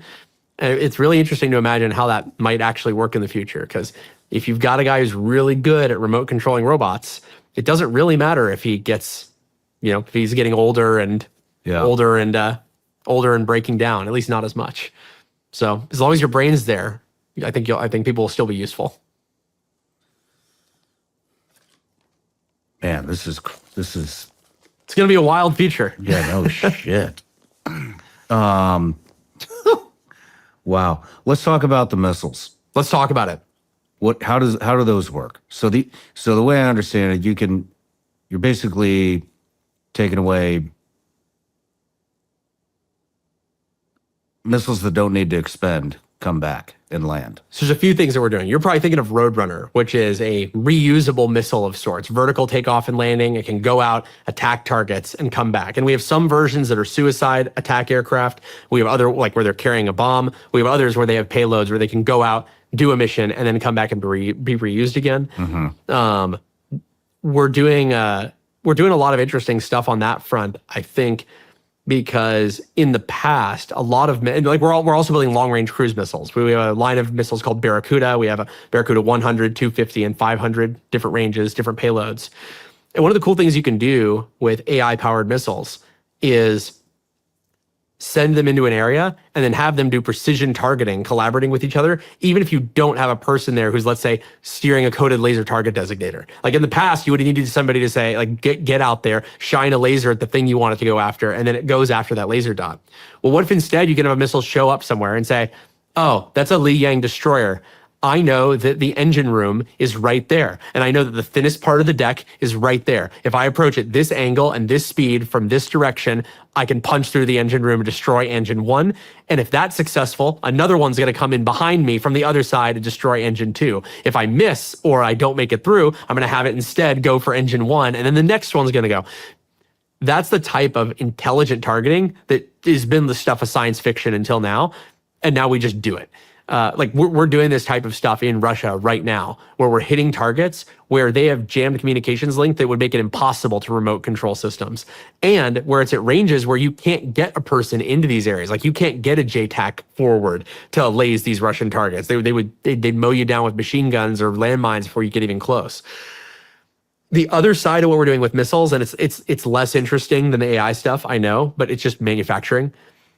We are making our missiles and our submarines and really everything we do in a much more reasonable way. So like the way we make our submarines looks a lot like you make a car. Like we're basically using processes, robots, assembly lines that you could use to build a Tesla.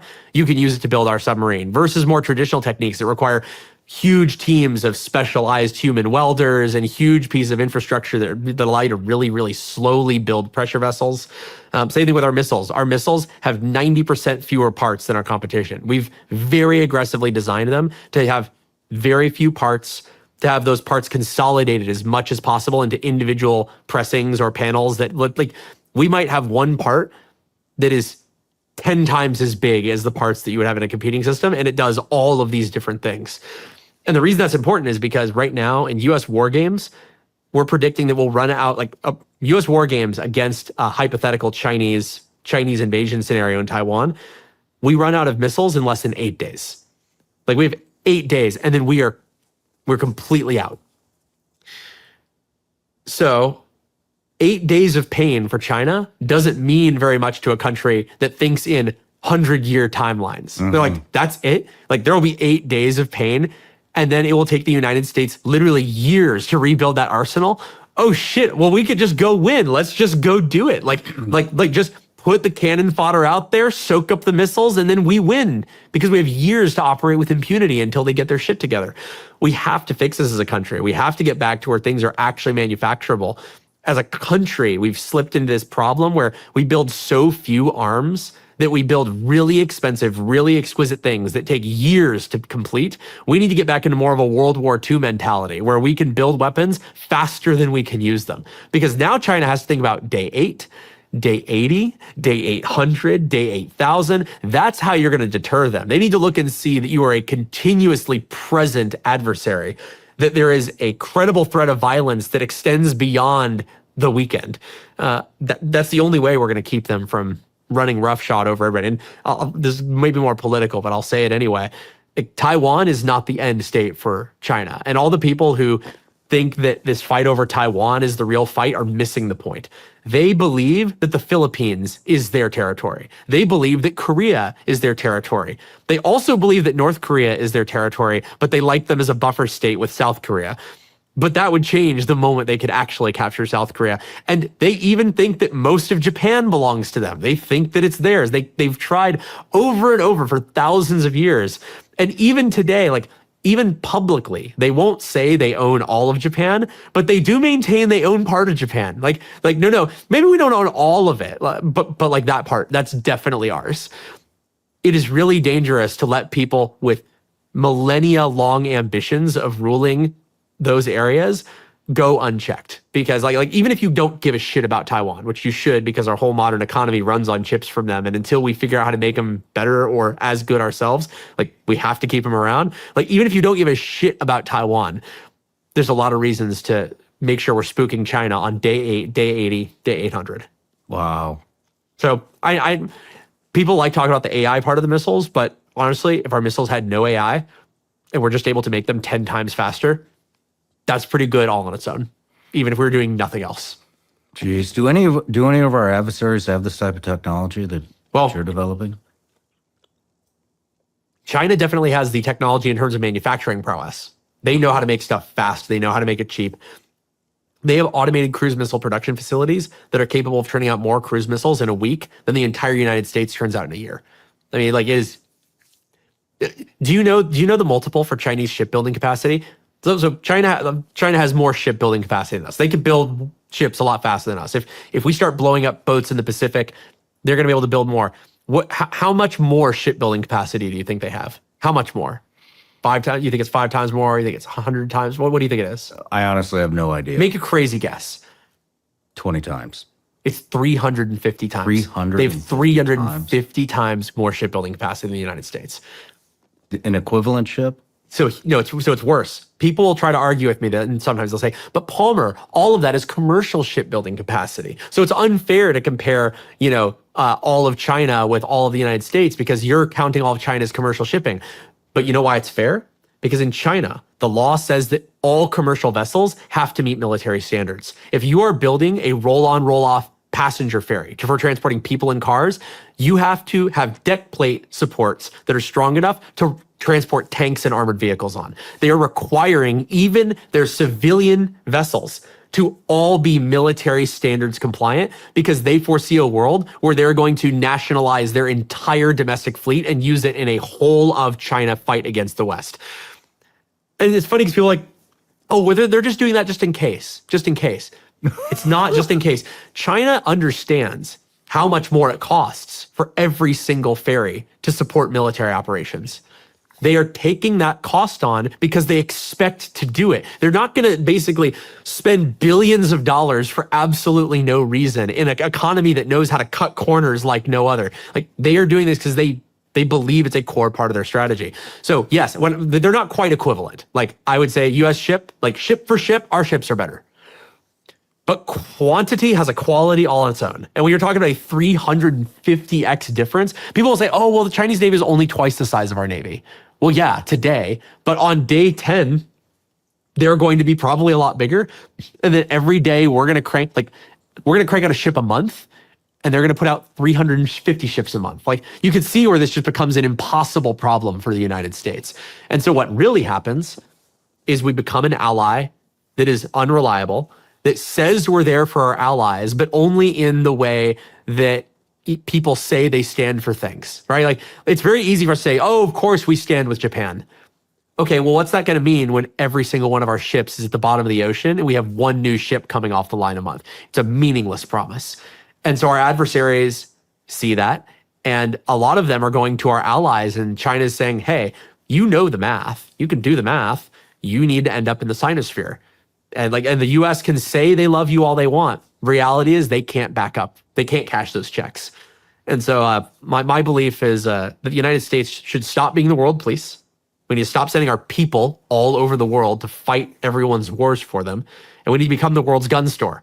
We need to just sell them the guns that they need to defend themselves. And we need to make sure that we actually keep those shelves stocked. Because look at what's happening in Ukraine.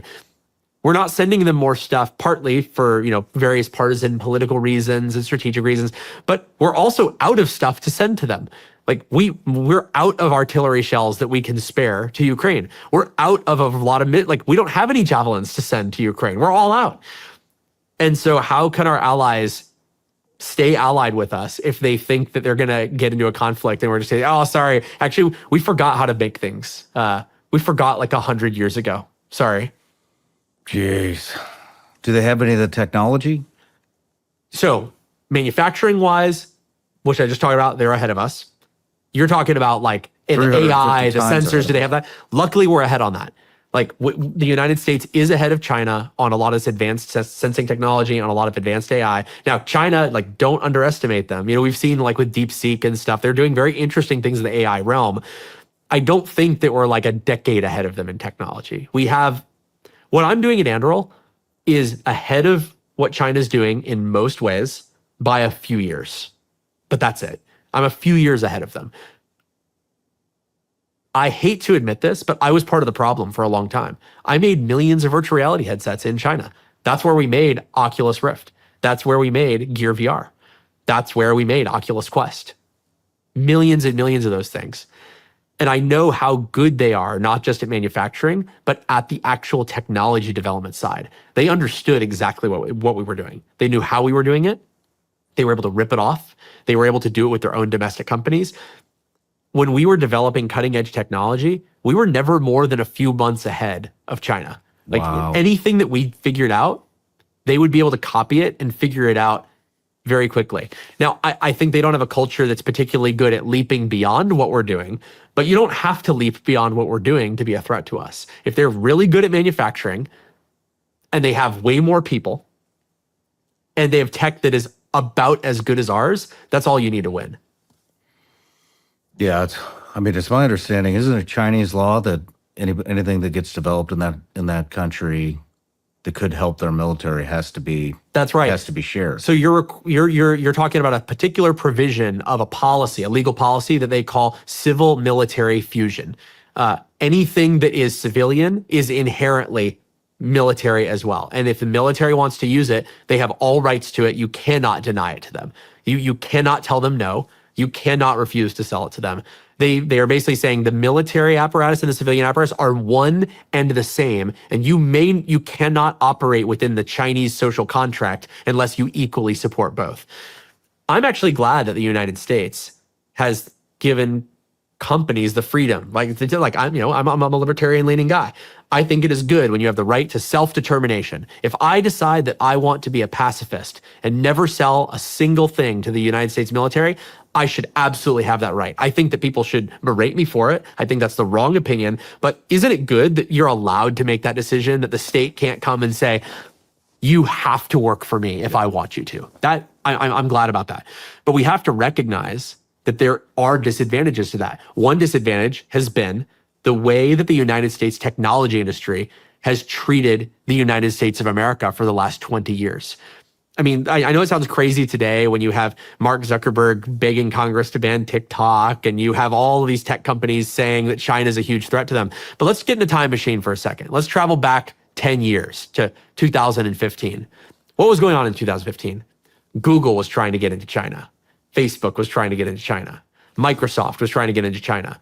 China had convinced all of these companies and more, Apple too, that they were ascending to be the world's dominant economic superpower, that they were going to surpass the US in short order, and that these companies could make trillions of dollars by working with China the way China wanted them to work. So making, for example, have you heard about Project Dragonfly? That was Google's project to make a censored version of Google search engine for the Chinese market that would appease the Chinese authorities. It was used to censor search results and also collect and report on information on any dissidents to pipeline that to the Chinese government. So anyone who would be using it to try and search for things they shouldn't, it was going to alert the Chinese authorities and tell them how to find them. You basically had, for a period of about a decade, a total abdication of responsibility on the part of our tech companies to do anything for the United States. They were all refusing to work with our military, protesting our military. Google famously pulled out of the Project Maven contract because their employees were angry about it. That was a project to use Google's AI to do better targeting that would better avoid civilian casualties. And their employees protested and they gave in. The executives, okay, we won't do it. We're going to pull out of working with the military. Actually, YouTube banned the Anduril YouTube account. About 2 years into our company, they banned it. They said that our company promoted harm of people. And we said, guys, that's what war is. Like it's either threatening you're going to harm somebody, or actually doing it. Like that's the whole game. And they said, sorry, this is not allowed under our threat of harm policy. And they didn't actually unban us until years later when they, in the midst of this new realignment of tech with our military and our government, when they launched the new Google federal team doing government work, and they realized they needed to integrate with something that we made. And I told them, guys, I'm not integrating with Google federal until you unban our YouTube account. Like I'm not that cucked, right? Could you imagine what a cuck I'd be to like let them integrate with our weapon systems, even though they literally banned me from the largest video platform and deplatformed me from the largest video platform in the world because some shitty pencil pushing blue haired person in San Francisco doesn't like my politics or my company. And to their credit, they did unban us. We've been unbanned for years. So like good for Google. The point I'm trying to make is people are coming back around and they're starting to say they're going to work with the military. Google is saying that. Meta is saying that. Microsoft is saying that. Apple is not saying that. Pay attention to that. But there was this period of time where we ran a very dangerous experiment, which was decoupling our most innovative, most valuable companies from the military entirely. And that's an experiment we've never run as a country. Has there ever been a time where our most innovative companies didn't work with the US military? Could you imagine how World War II would have gone? Man. Could you imagine if General Motors and IBM and General Electric had said, well, we're not going to work with you. We think that's wrong. In fact, we're going to work with Imperial Japan because we think that's a huge revenue growth opportunity for us in the future. And we think manufacturing is going to be cheaper there. That's what our big tech corporations were doing. Imagine if during the Cold War, imagine if Zenith and RCA and Westinghouse had said, we love America in a abstract, hypothetical way, but actually we're going to team up with the Soviet Union and we're going to manufacture all of our chips there. Like, could you imagine what would have happened to America? And so when I was in Silicon Valley, this was one of the things that was rolling through my head was, oh my God, I'm sitting amongst the best technologists in the world and none of them care about our military. None of them care about America. And they're thrilled to work with China. I'm so glad that I think China's actually made a misstep. And I'll end this rant with this. China has made a misstep that we should take advantage of. They tricked all of our tech companies and our media companies into believing that China was this revenue opportunity. And so they basically caused our technology innovation economy to decouple from our government and our country and our national responsibilities. What they should have done is actually given them a slice of the Chinese pie. They should have let Google in. They should have let Facebook in. They should have given them some money and then a little more and a little more and a little more to keep them on the line, like basically to string them along, keep them in the communist bucket. But what they did instead was they eventually said, haha, we tricked you. We're not going to allow you in. And we're going to subsidize ByteDance. And also ByteDance is going to sell TikTok to you guys. And it's going to take over your entire social media industry. And that was when all the tech companies flipped, when they realized that China was not their friend. And so Xi is making a tactical error. He basically should have kept controlling them by allowing them to get a few dollars here and there.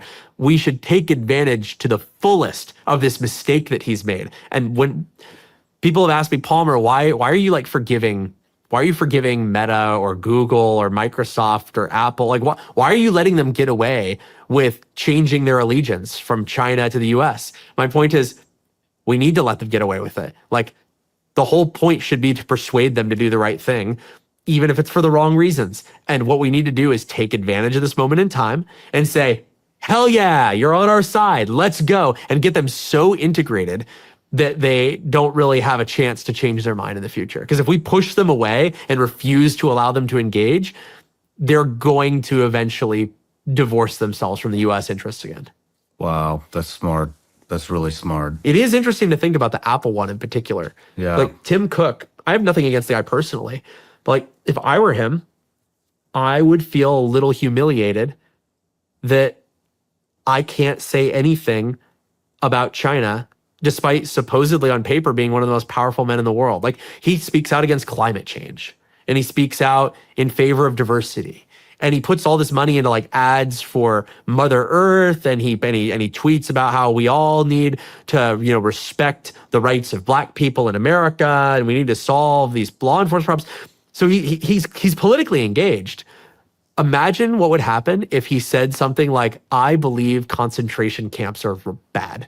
Like China, on account of the Uyghur Muslim issue, would immediately lock them out of the country. Like, he can't say that. Isn't that crazy? Yeah. Like, the most powerful executive in the country running our most valuable company, on account of the whims of a foreign ruler, can't say things like, human rights are good, concentration camps are bad. I think you probably shouldn't lock people up for their religion. Like, he can only comment on our domestic issues because here our government says you're allowed to say whatever you want about anything.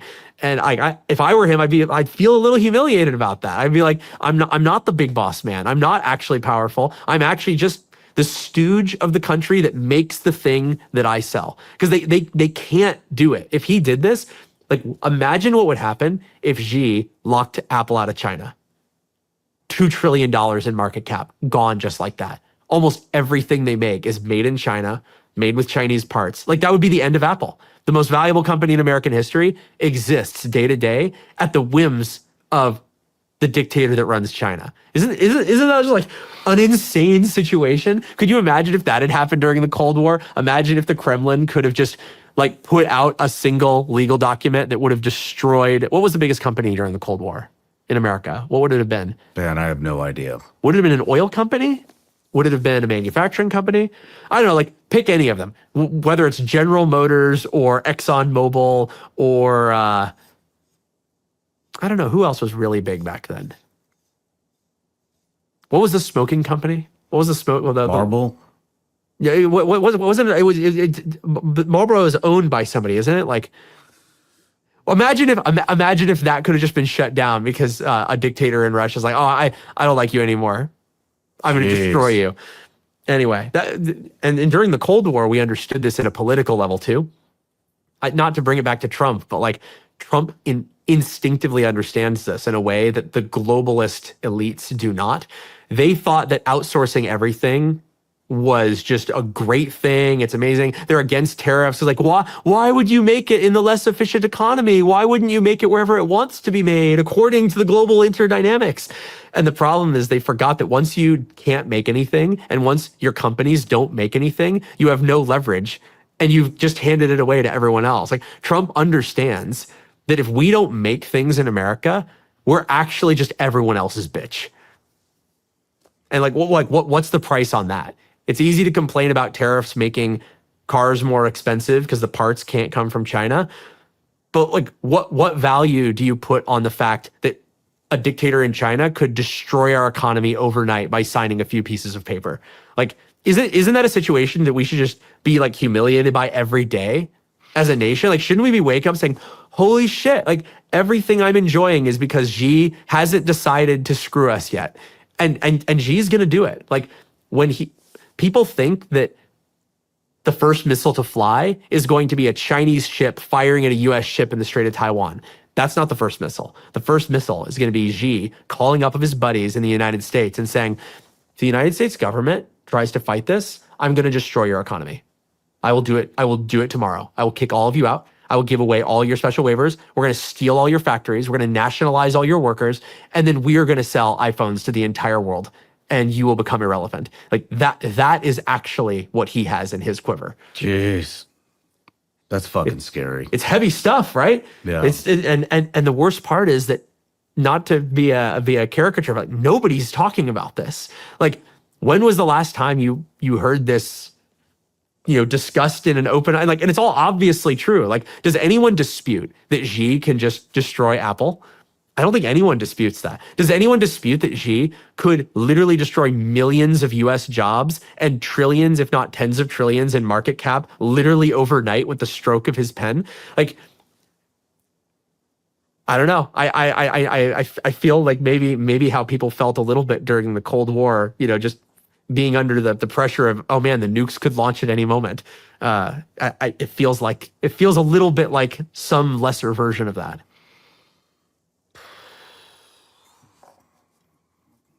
So yeah, I'm a libertarian who's pro tariffs now. Is the real conclusion. I'm pro tariffs until we have our own house in order. Like I like tariff. I'm not a fan of tariffs. I mean, how long would it even take to get our house in order? That not even that long. I mean, you've probably seen what people say. Oh, well, maybe tariffs work in theory, but I mean, it'll take years or decades to set up factories. That's bogus. Look at what we did when we transformed this country during World War II. We went from basically being a mercantilist, quasi-agrarian society to being the world's most powerful manufacturing hub in like a year and a half, 2 years. Are you really telling me we couldn't do it again if it wasn't a priority? I just don't believe it. It's easier than ever to set up a factory. I've done it in China. It is easier than ever to set up advanced manufacturing. It's just a matter of will. And you also need to staff it. You know what we've done? We've built a country where through globalism, no smart kid wants to be a manufacturing process engineer, for example. Is there any world where Palmer Luckey, let's say I was 18 years old, I'm deciding what my major is. Why in the world would I major in anything to do with manufacturing, knowing that there's hardly any manufacturing going on in my country, right? If I'm a smart kid, I'm going to go work in finance or biotech or what else are kids doing these days? I guess maybe working in video games. If we don't manufacture here, then our smartest people aren't going to want to work in manufacturing. And so this is a problem that's at least when we got out of manufacturing stuff and call it the globalized decline starting in the 90s to now, at least back in the 90s, we still had all the leftover people from the Cold War. Now they're all retired, and now we don't actually have anybody. So this is a problem where we can build the factories quickly, but the hardest part is going to be training the kids. We're going to need to basically get serious about training people to run factories well, efficiently, using modern techniques. And we do have a lack of those. Have you ever heard of the idea of defector visas? No. It's one of my pet political ideas. During the Cold War, we gave a lot of visas to people to come to the United States to immigrate here from hostile powers like the Soviet Union if they were in a critical role in those countries. You basically said, you're important over there. You are one of the puzzle pieces that keeps everything held together for their missile program. Come over to the United States, we'll give you a job at NASA, and we'll give you a visa. You can come over. You can get an American life, an American wife. It'll be fantastic. You're gonna love it. I think we need to start doing that again. I think that's one of the ways that we can beat China, because there's a lot of people in China, they're there, but they don't really want to be. There's a lot of people who hate what China has become. I would love it if we could say, you know what? We need a lot more people in America who know how to manufacture. I want American jobs, right? To be clear, I'm not saying we need to import people because we can't survive without immigration. I'm not one of those people. But if we can steal their very best manufacturing engineers, deprive China of those people, and then put them to work here, helping us catch up with China on manufacturing, I mean, that's a great trade. Let's haul over their best plant managers, and then let's have 1,000 jobs created by each of those guys here in America. I think we need to bring back defector visas. We need to own it. And it seems like a type of immigration that even the really anti-immigration people can get behind. Because the point is look, we're not trying to bring in millions of fruit pickers. We're trying to steal the very best people from our greatest foe. Surely we can agree that that's usually worth doing. It's better for us to have those people, for them to be running the missile factory that's going to blow up our nation. There was a little bit of a debate on that not too long ago, correct? If you do the skilled immigration versus not. Yeah. So that's true. The difference there is that H-1Bs are about whether or not they're it's on theory. Of course, there's so much H-1B abuse. You would not believe what I saw when I was in Silicon Valley. It is insane. It's obviously a program to try and replace U.S. workers with basically slave labor that can't ever escape. The H-1B abuse is crazy. But in theory, H-1Bs are to create a job for an immigrant if there is not a person who can be hired to do that job in the United States. A defector visa adds an additional requirement. It has to be something that they care about, that you're ripping away. So it's not just that there's a need for them here, it's that it's going to hurt China by taking them. If China has 1 million people that do something, let's say that we need more rice pickers here, and China's got more rice pickers. China's got plenty of rice pickers. Taking a rice picker is not going to hurt.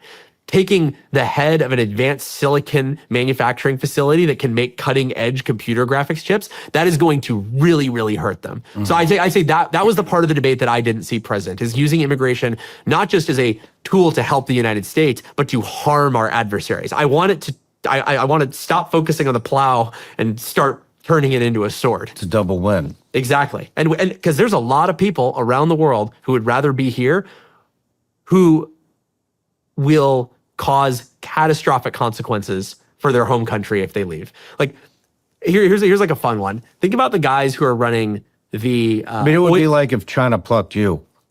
Yes, like that's a great example. Imagine if I had no national allegiance and they made an offer over there, and I really wanted to live in China, and they got rid of me. That would cause so much downstream damage. And the best, like, I don't want to go to China. In fact, my company is sanctioned by China on account of our sales to Taiwan.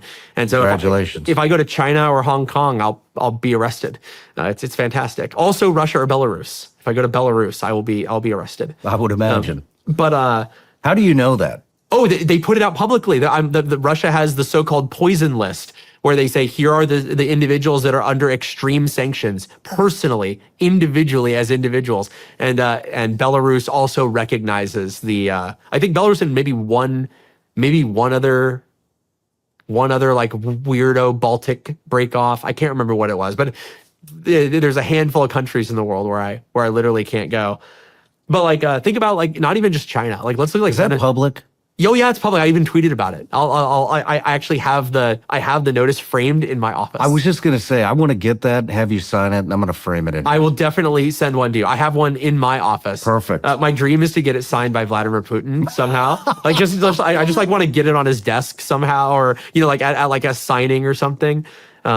By the way, he deserves a bit of credit on this AI stuff. He was saying before I even started Anduril, the country that wins in the sphere of artificial intelligence will become the ruler of the entire world. Like, I know that today that sounds like not that interesting, but this was 9 years ago when everyone thought AI was crazy. Xi Jinping said that too. So right, and like you have all these world leaders who are saying things like, could you imagine? Let's say like, could you imagine like Hillary Clinton having an opinion on something like that 8 or 9 years ago? Absolutely not. Could you imagine Joe Biden like putting a stake in the ground? And it's like, of course not. It's like, anyway, even ignoring China, like look at Venezuela. Let's take whoever's running their like oil and gas machinery over there. Imagine what would happen if we identified their top 10 most competent people who are running their oil and gas organizations, and we gave them all defector visas and said, come to America and you can work at ExxonMobil on like industrial refinement systems. And we're going to pay you twice as much as you make in Venezuela. You would destroy the whole Venezuelan economy overnight. And you just have to take like 10 people. So yeah, immigration is a sword. We need to be doing way more of this because an American passport is worth its weight in diamonds, right? It is so valuable to these people. They desperately want it. Culturally, we've dominated the world, right? Everyone loves America. Even the people who hate America love America. Even the people who hate America love our movies, love our music. They all want to date American women. Like, let's take advantage of that. Let's talk about Anduril in the IVAS program. The IVAS program. So, when is this coming out? I don't know yet. All right, roughly. Probably in a couple weeks. So IVAS is a program that is the modern instantiation of a very old idea. This idea that you are going to augment the vision of soldiers and give them superhuman perception abilities.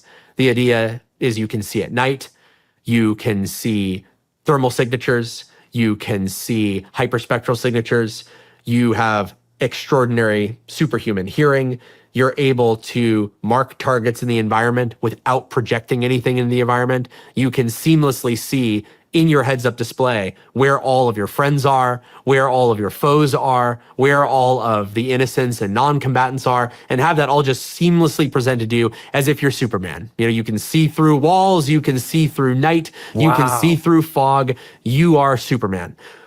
This idea has been around for a very long time of putting a heads-up display, a computer, and a radio on every soldier. You can even go back to Robert Heinlein's 1959 novel, Starship Troopers, And that was really the concept behind the mobile infantry. They're wearing these kind of mech suits with fighter jet style heads up displays that show them where all their targets are, that show them where all of the good guys are, that help them do ballistics calculations, showing where bullet impact is going to be in a much more intelligent way than just, putting a red dot that's coaxial aligned, but actually saying like, here is the impact point, factoring in the wind, factoring in your motion, factoring in what the other guy is doing. People have tried this over and over again through history, and the tech's just never quite been ready. And they've also not maybe worked on it in quite the right way. But most importantly, nobody's ever built a software backend that could make it work. Even if the helmets were okay, they didn't have this kind of system, whether it's AI or something else, that could understand the whole battle space, taking in sensors from everybody. So my helmet, his helmet, and that airplane, and that airplane, and that satellite, and that ship. You get what I'm saying. You're building one common fused view of the world in real time has never really been properly accomplished.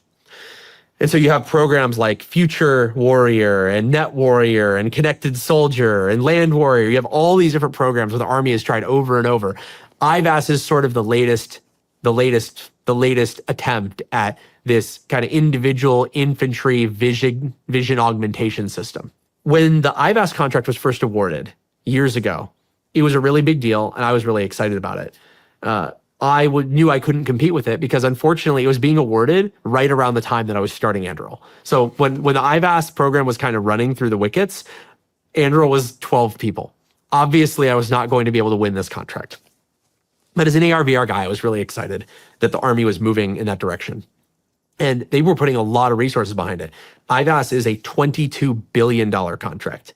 It's enormous. Wow. The plan is not to put this on the heads of one person or, one top tier unit. It's to put it on the heads of every single person in the Army who's bearing a rifle. Anyone who's making contact with the enemy is going to have superhuman augmented vision that allows them to never miss anything, never miss their shot, never hit the wrong thing. You probably more than almost anybody can probably understand what an incredible tool that would be. Yeah. The problem is that even IVAS has been plagued by many of the problems that have hit a lot of these other systems. You didn't have the backend that could provide all of that data to make it a useful thing rather than just a heads-up display. You didn't have the hardware working as well as it could have. There were a lot of soldier reports that it was making people sick, that it was making people dizzy, that it was causing signature problems. There were quotes from soldiers in evaluations who said, "This is going to get me killed." It was running into a lot of issues. Anyway, the punchline is, over the last year, I've been working on an angle to try and get the IVAS program into a better place, to try and make it everything that it should be. A few months ago, we teamed up with Microsoft, which was the company that had won the IVAS contract and that was using something based on their HoloLens system, which is now discontinued, to build the IVAS product. And we partnered with them to integrate Lattice, our AI system, with their heads-up display. So we integrated that. We did it very quickly. It was actually a less than 3-week process. In 3 weeks, we went from teaming up to having Lattice feeding all of our 3-dimensional tracking information into their existing IVAS heads-up display. We did a soldier touch point with it. They used it in some exercises and some trials. They said, "Oh my God, this is incredible. I can see drones that are coming to attack me. I can see what their attack vectors are. I can see where the people controlling them are. I can see where I need to go to be safe in an amount of time that is reasonable before that drone actually gets to me." Really, really powerful stuff. Wow. But here's the really big deal. As of just about now, Anduril is taking over the IVAS program as the prime. Microsoft is transferring all of the employees, hardware, IP, facilities, everything to Anduril. We are now going to be the prime on the IVAS program. We are going to continue to integrate Lattice into it, and we are building a totally new system on the hardware side that is going to be better than anything that anyone has ever seen. It is going to be by far the best AR, VR, MR vision augmentation system that has ever been built in terms of resolution, in terms of field of view, in terms of graphical fidelity, in terms of sensor quality and what you can do with those sensors. It is a bigger jump from what exists today than the jump that I made when I started Oculus. It is a jump that I think cannot be overstated. And I am very aligned with the Army's vision in terms of this being something that should be on everybody. But I think my vision goes maybe even a little further. I don't just want this on every person who's carrying a rifle. I want it on every logistician, every loadmaster, every rotary wing pilot, every fixed wing pilot. I want it deployed with everybody across every service, every branch, so that every person is eyes for everyone else. If you What about police? I think that police is going to be a very interesting, it's going to be an interesting but adjacent challenge. So for example, police, you're trying to make something that they can wear all day, every day, and they're also interacting face to face with people. Like, let me put it this way. You can't put a RoboCop helmet on most police officers. It's too heavy. It's too much protection. It's, you know, for what they're doing day to day. But the software backend is certainly going to integrate. Like I'll give an example. I think that probably what you're going to see on law enforcement officers is going to look more like a pair of Oakleys that is still running Lattice. It's still showing them where threats are, but it probably doesn't need the ability to pick up an attack helicopter 15 clicks out and then flag them where they need to go. Like, I probably don't need that type of expensive sensing on there. I probably need things that are much more, you know, of a local web, but that's definitely going to happen. And it's something I'm very excited about. Also, like, you look at things like body cameras, like you could make body cameras that are way better, that do 360-degree capture. And right now, a body camera for a law enforcement officer is really just a tool that gets his ass in hot water, right? Like that's basically its job. Not enough people look at footage from these body cams and say, oh, wow, this guy was totally in the right in what he did, right? If the footage exonerates their actions, then everyone ignores it and the media says nothing. And if it shows that he made any mistake, then they're gonna hoist him by his own petard.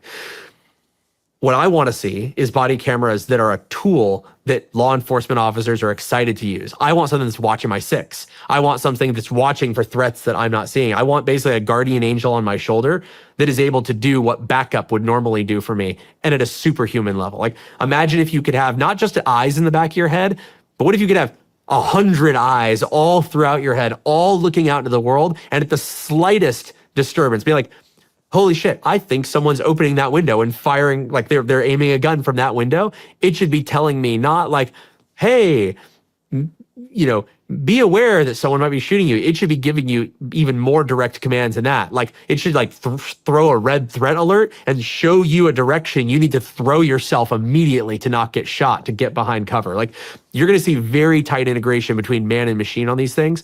Anyway, IVAS is very much a warfighter oriented system, and it's oriented towards the things that people at the tip of the spear are doing. I think you're going to see similar ideas, but oriented around maybe a different form factor for law enforcement. What does it look like? What does it look like? It looks like one of my beliefs with the previous IVAS system, it was not very tightly integrated into the helmet. So you wear your ballistic helmet and it basically straps on top of it. You like clip it on the brim here, you run a strap to the back, there's a big battery pack and compute module back here, there's a big sensor brim you clip onto the helmet. The problem when you're trying to clip onto an existing system is it ends up not very tightly integrated, lots of snag points, lots of snag hazard. It ends up being very heavy and misbalanced, where it's really, really torquing your neck. The thing that I'm building is an all-up integrated ballistic shell that integrates hearing protection, hearing augmentation, vision protection, vision augmentation, all into one seamless ballistic shell that protects you from air bursts, direct fire rounds, all, you know, blast and concussion, the whole thing in one integrated seamless product. And I'm not quite ready to show the actual thing, but true to Anduril product company fashion, we've been investing a ton of resources in this for years at this point. So I knew that I wanted this to happen years ago. I wasn't sure if I would be able to make it happen, but we started putting millions of dollars into this years ago so that if it happened, we would be ready to go and not, you know, trying to catch up from the start. Damn. Anyway, this shit is going to be crazy. I'm pretty, so the first fully integrated system, meaning it has all of the different sensors, all of the different compute and vision augmentation systems all integrated into one thing, is going to be done at the end of March. So right now we're basically in systems test, where we have individual systems that we are, you know, doing doing development and testing of, but the first fully integrated helmet with all of this stuff actually working, actually working tied together with lattice, feeding tracks, like that's all going to be done in March. And like, just to give you an example of how useful this might be, like if you want to mark a target for somebody else, you'd have to use a laser, right? What if you could mark it digitally and you don't emit any signature for anyone else with nods to see? And what if everyone else can see it? Here's an even crazier, like, and this is, when I say crazy, I don't mean like a hypothetical, like you could just do this with this tech. Imagine that you're doing some kind of pincer and you have some guys over here, some guys over here, and I can't see a guy behind that building, but you can. If you're seeing him, it's taking that track, it's taking that enemy mark, and it's now putting it into my vision. I can now see through the building, through the wall, and I can see the guy coming around the corner before he's there. Shit, so they're all talking to each other. It's all continuously, and it's not just the helmets, you're also, anything that's seamed into lattice is talking to you. So if there's a drone overhead that sees a guy 5 clicks out that way, coming up a hill, and he thinks he's gonna set up on top of that hill and pop you, imagine if it sees him, it notifies you, you look at him coming over that hill, and you bring your rifle on target, literally the moment he clears, you're taking out that threat. That's the type of kind of combined sensing and combined arms tactics that this enables. It's going to make robots and people work together so seamlessly, like they're just one cohesive, effective unit. And like, this is also the way that I think you're going to have, robot dogs, robot soldiers integrated with human force. Imagine if you see a guy who's, running around a building, you lose sight of him. You can't deal with him because you've got something else. What if I can now task another robot and say, hey, just stay on that. Don't let that guy get into a position where he can fire at me. And if it looks like he's going to, let me know and we'll make him a priority. Now I don't have to spend my very limited vision processing and engagement capability just tracking that potential threat who might be running away or might be just repositioning. Like, isn't it great if I can just tell the drone overhead, hey, watch that guy. If he's really just running away in his sandals, like, I don't care about that right now. Maybe we're going to go track him down later, but I don't really care about him right now. Today, it's really hard to make that work. You end up with people getting basically pulled onto all these different tasks, and they have to make split-second decisions because they don't have unlimited bandwidth. When you have computers watching all these sensors and you have an unlimited amount of attention though that a computer can give, you can have that computer doing everything for you. You can say, watch every single one of those windows and watch every single one of those doors and just let me know if I need to worry about it. I get a question. Fire away. That's fucking amazing, by the way. It's going to be so good. But would you be able to, would there be any way to do, let's say something like the Bin Laden raid? Yeah. Would there be a way to integrate some type of facial recognition? So if it was a capture kill mission, sure, or potentially a hostage rescue, would there be a way to basically identify, hey, that's the hostage? That sure, stuff can get tricky depending on how they're dressed, what their ethnicity is. I think, so I'll be honest, I'm not a huge fan of facial recognition, mostly because the situations where it works, I believe, are pretty limited.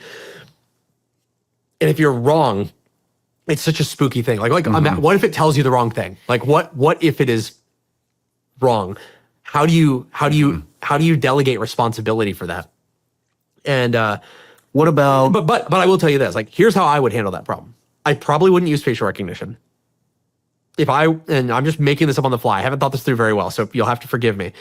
First of all, going into something like the Bin Laden raid, I probably would have set up drones around that whole site with things like wall penetrating radar systems that are flooding that whole area with RF energy so that I can actually see people moving around inside the buildings behind the walls. If I can do that, then I can, like, if I'm a hostage, I can probably guess, like, a guy up against the wall, who's staying there even when shit's going down, probably not someone I need to worry about as much as the guys who all of a sudden start scrambling around like flies the moment that we land in the yard. So that you're gonna have a pretty good idea even just from shit like that. But if it were me, my understanding is during the Bin Laden raid, there was a live video feed from the team back all the way to the Situation Room. Is that correct? That's what I hear. That's what I hear. Well, that's what I hear. That's what I hear. I would love to see a situation where you basically have the feed from everyone's cameras being fed back to a talk, and you've got a bunch of analysts in there who have seen this guy 100,000 times on every bit of on all their intel. They've built up pattern of life on this guy. They know what he's wearing every day when he goes to take a piss in the yard. Like, I would want a guy where instead of facial recognition trying to make a guess, I can look at somebody and there's like 10 angels over my shoulder in the form of human intel analysts who will say, that's him. That's the guy that you want. I mean, there could be other things. Let me give you another example. Maybe there's a CIA asset that's on the ground or on the target at the time of the raid. That's going to be for this. So, or you have the bad guy's phone, and it's just constantly tracking his phone, or the CIA asset has some type of a beacon that appears into the imagery that you're looking at. So it just helps with that will definitely happen. And like, you think about like I think for that like CIA asset, he's probably not going to be wearing the system that we're building is called Eagle Eye. He's not going to be wearing a full Eagle Eye, integrated ballistic visor probably. He's probably going to be wearing something more like Oakley's that just look like he's just a normal dude, but it's presenting him with, hey, that's the target. We're tracking him. Maybe I'm misspeaking here. So I might just be misunderstanding. I'm talking about, okay, let's say it's, I don't know. It's the target's doctor who is reporting to the agency, and he's the one that has the go switch that's saying, he's fucking here. Now's the time to do the hit. I'm on target. I'm in the same room as him. Don't fucking shoot me. I look just like everybody else that's here. You're saying some kind of marker so that we know that it's Yes. That's super easy. I mean, like, you basically like with Eagle Eye, you actually have that inherently. All the helmets, and I can't talk about how they do it because, not great information to be out there. There are multiple ways for the helmets to know who is who, even in really tough environments without the bad guys being able to pick up on how that works. But basically, if I'm wearing this helmet, if I look over into those bushes and my guys are over there, it's popping up their names above their heads. And it's I don't mean they couldn't be wearing the helmet because they're undercover. Yeah, and what I'm saying is it would be trivially easy to make something where if you know what the guy looks like and like what he's wearing, you could have it just scanning for that. And it's looking like I'm all, it's like doctor in white lab coat. And it's like, it's Dr. Farige in the white lab coat, and he's going to be wearing his tortoiseshell glasses. Like, that is something you could definitely do. Where you enter the room and it says, it outlines him in blue, and it says Dr. Farige, probably.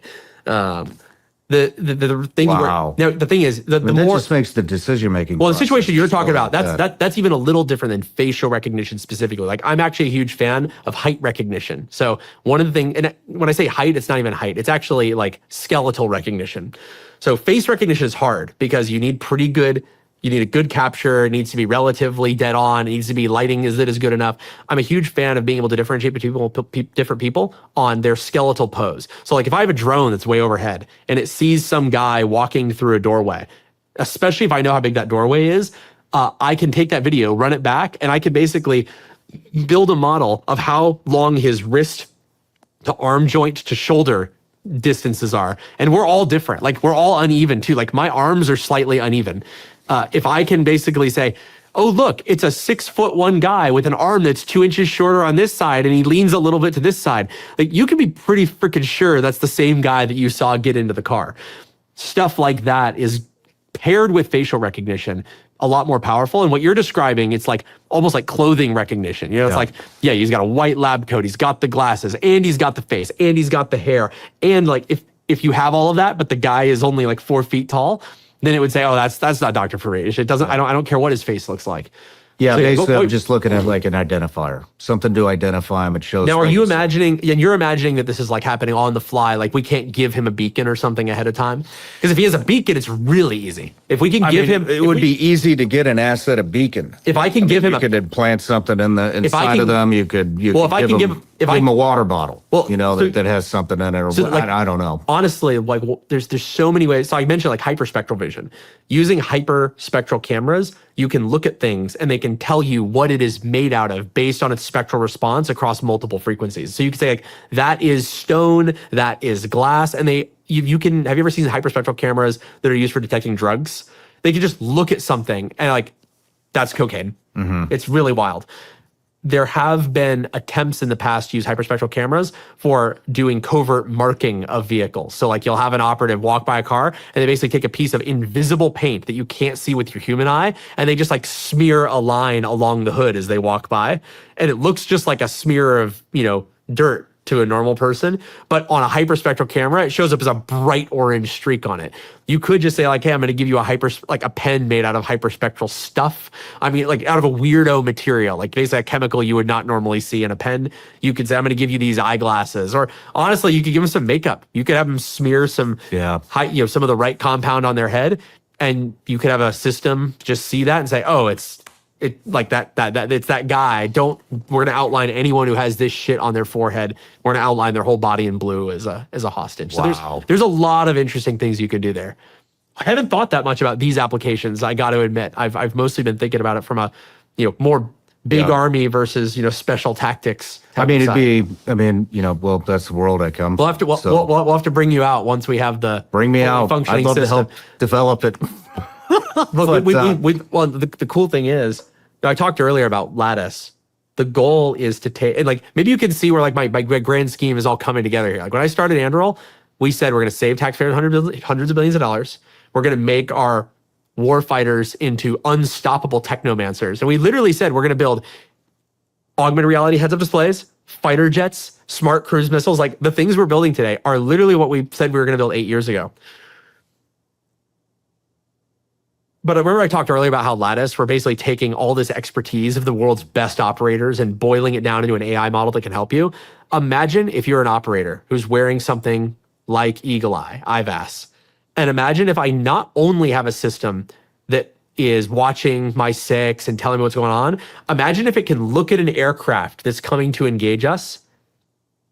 And then it also, like on board, the AI has the expertise of the world's best fighter pilots. Like, isn't that extraordinary? Or best rotary wing pilots. Like, by building all this expertise in, you're potentially building a guardian angel that is like the superhuman, super intelligent thing. Like, imagine if it could look at it and says, oh shit, that's a Russian pilot based on the tactics that it's observing or the way that it's working. Or imagine it says, oh, he's going to come back around to do a low attack run. Like, this stuff is way beyond just, oh, there's a dot and there's the enemy.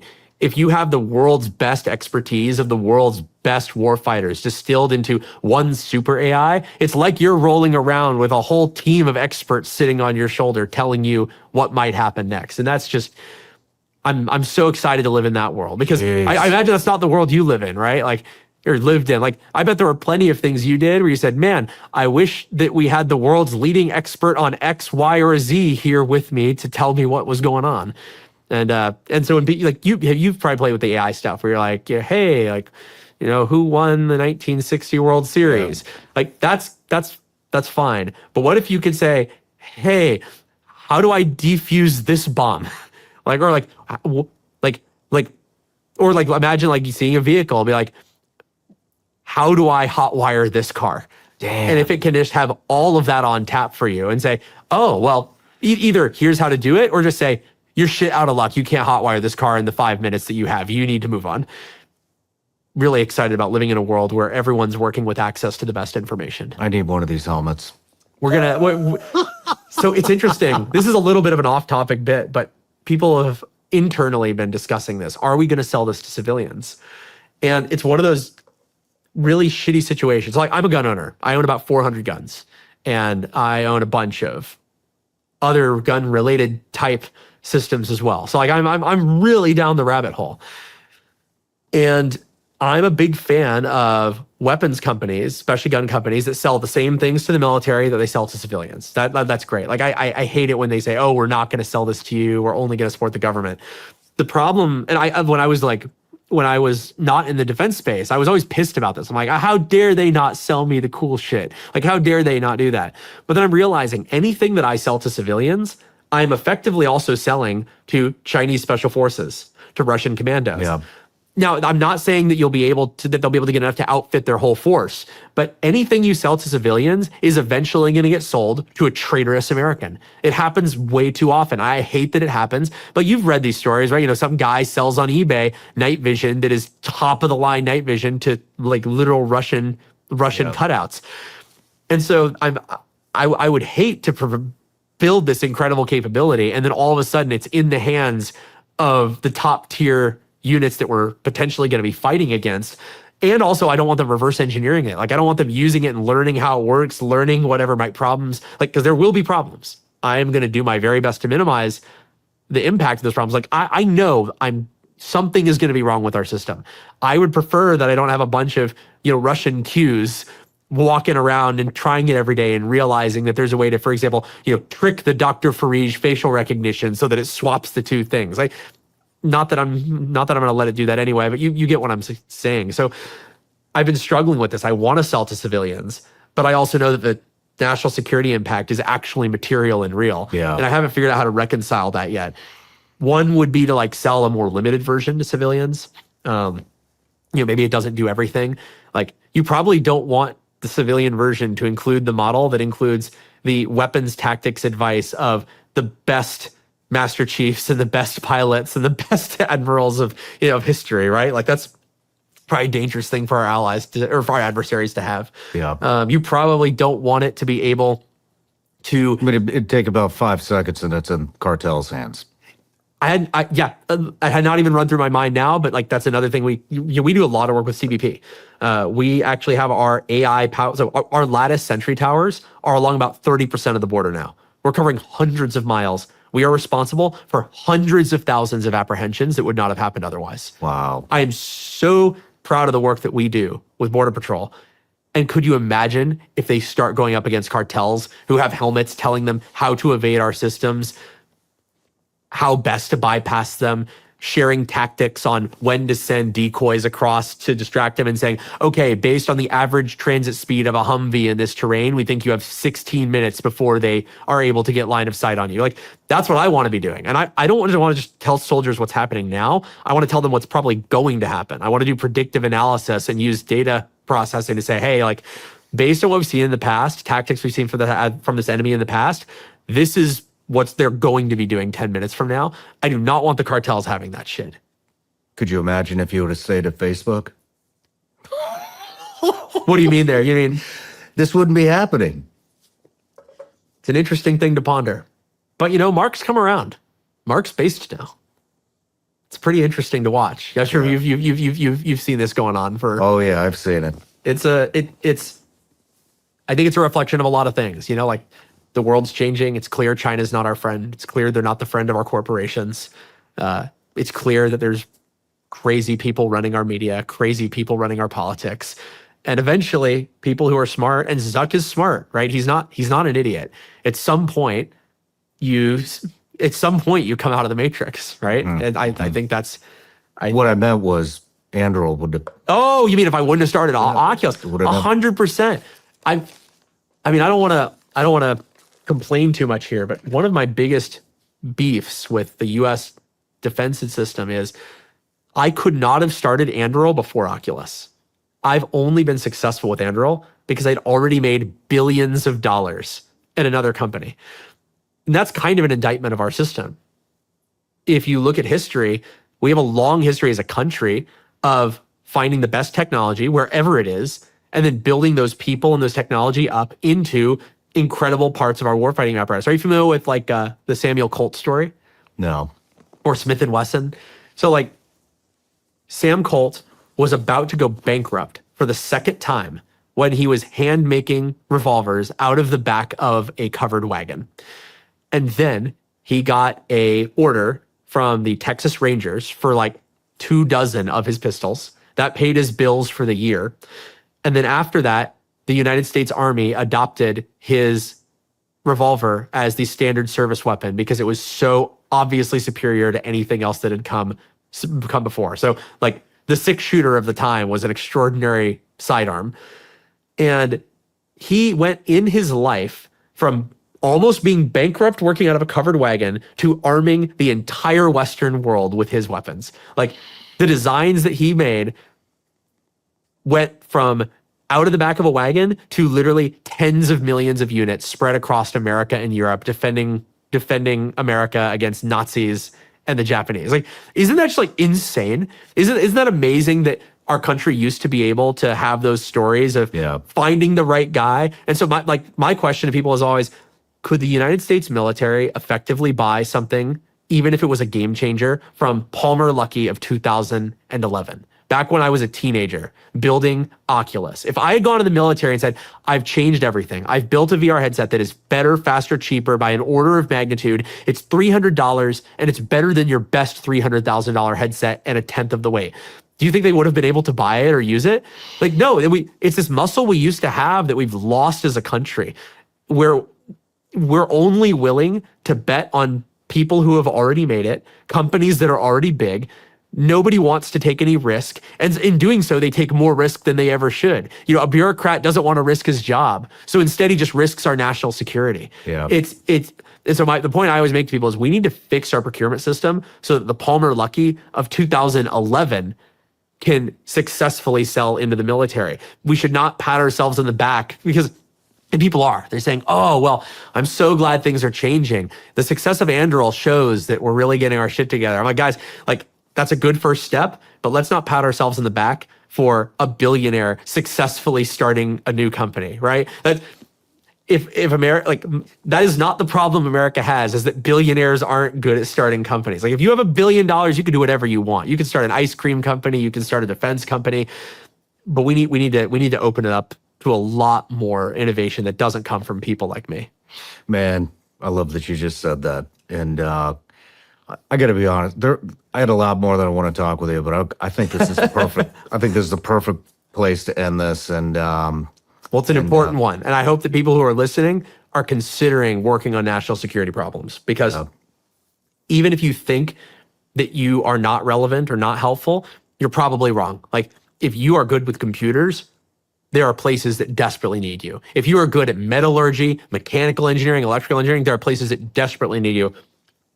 If you're just good at talking and good at sales, there are places that desperately need you. Like, there's a whole new wave of new defense companies that are nipping at the heels of the big guys. Now is a great time for someone who cares about the future of our country to shift out of, building parking apps and into building things that are going to keep people from getting their heads blown off. Yeah. Right? That is where we need our best and brightest. And it feels like I hate to be mimetically aligned to this degree, but the vibe shift is real. Like, I think people should take advantage of that. Definitely is. Would you come back? 100%. This has been a lot of fun. And I gotta get you into an eagle eye though. I would love that. We'll let you know as soon as it's cleared by the Army for us to start showing people. Perfect. Well, we won't release that. We won't release this until the announcement comes. Perfect. And I think it will come in time. I'm telling you ahead of the announcement, but the announcement, I believe, is going to get cleared by the customer before this airs. So fingers crossed. Perfect. All right. Well, Palmer, I really appreciate you. And damn, what a fascinating interview. I'm just, wow. It was a lot of fun. Thank you.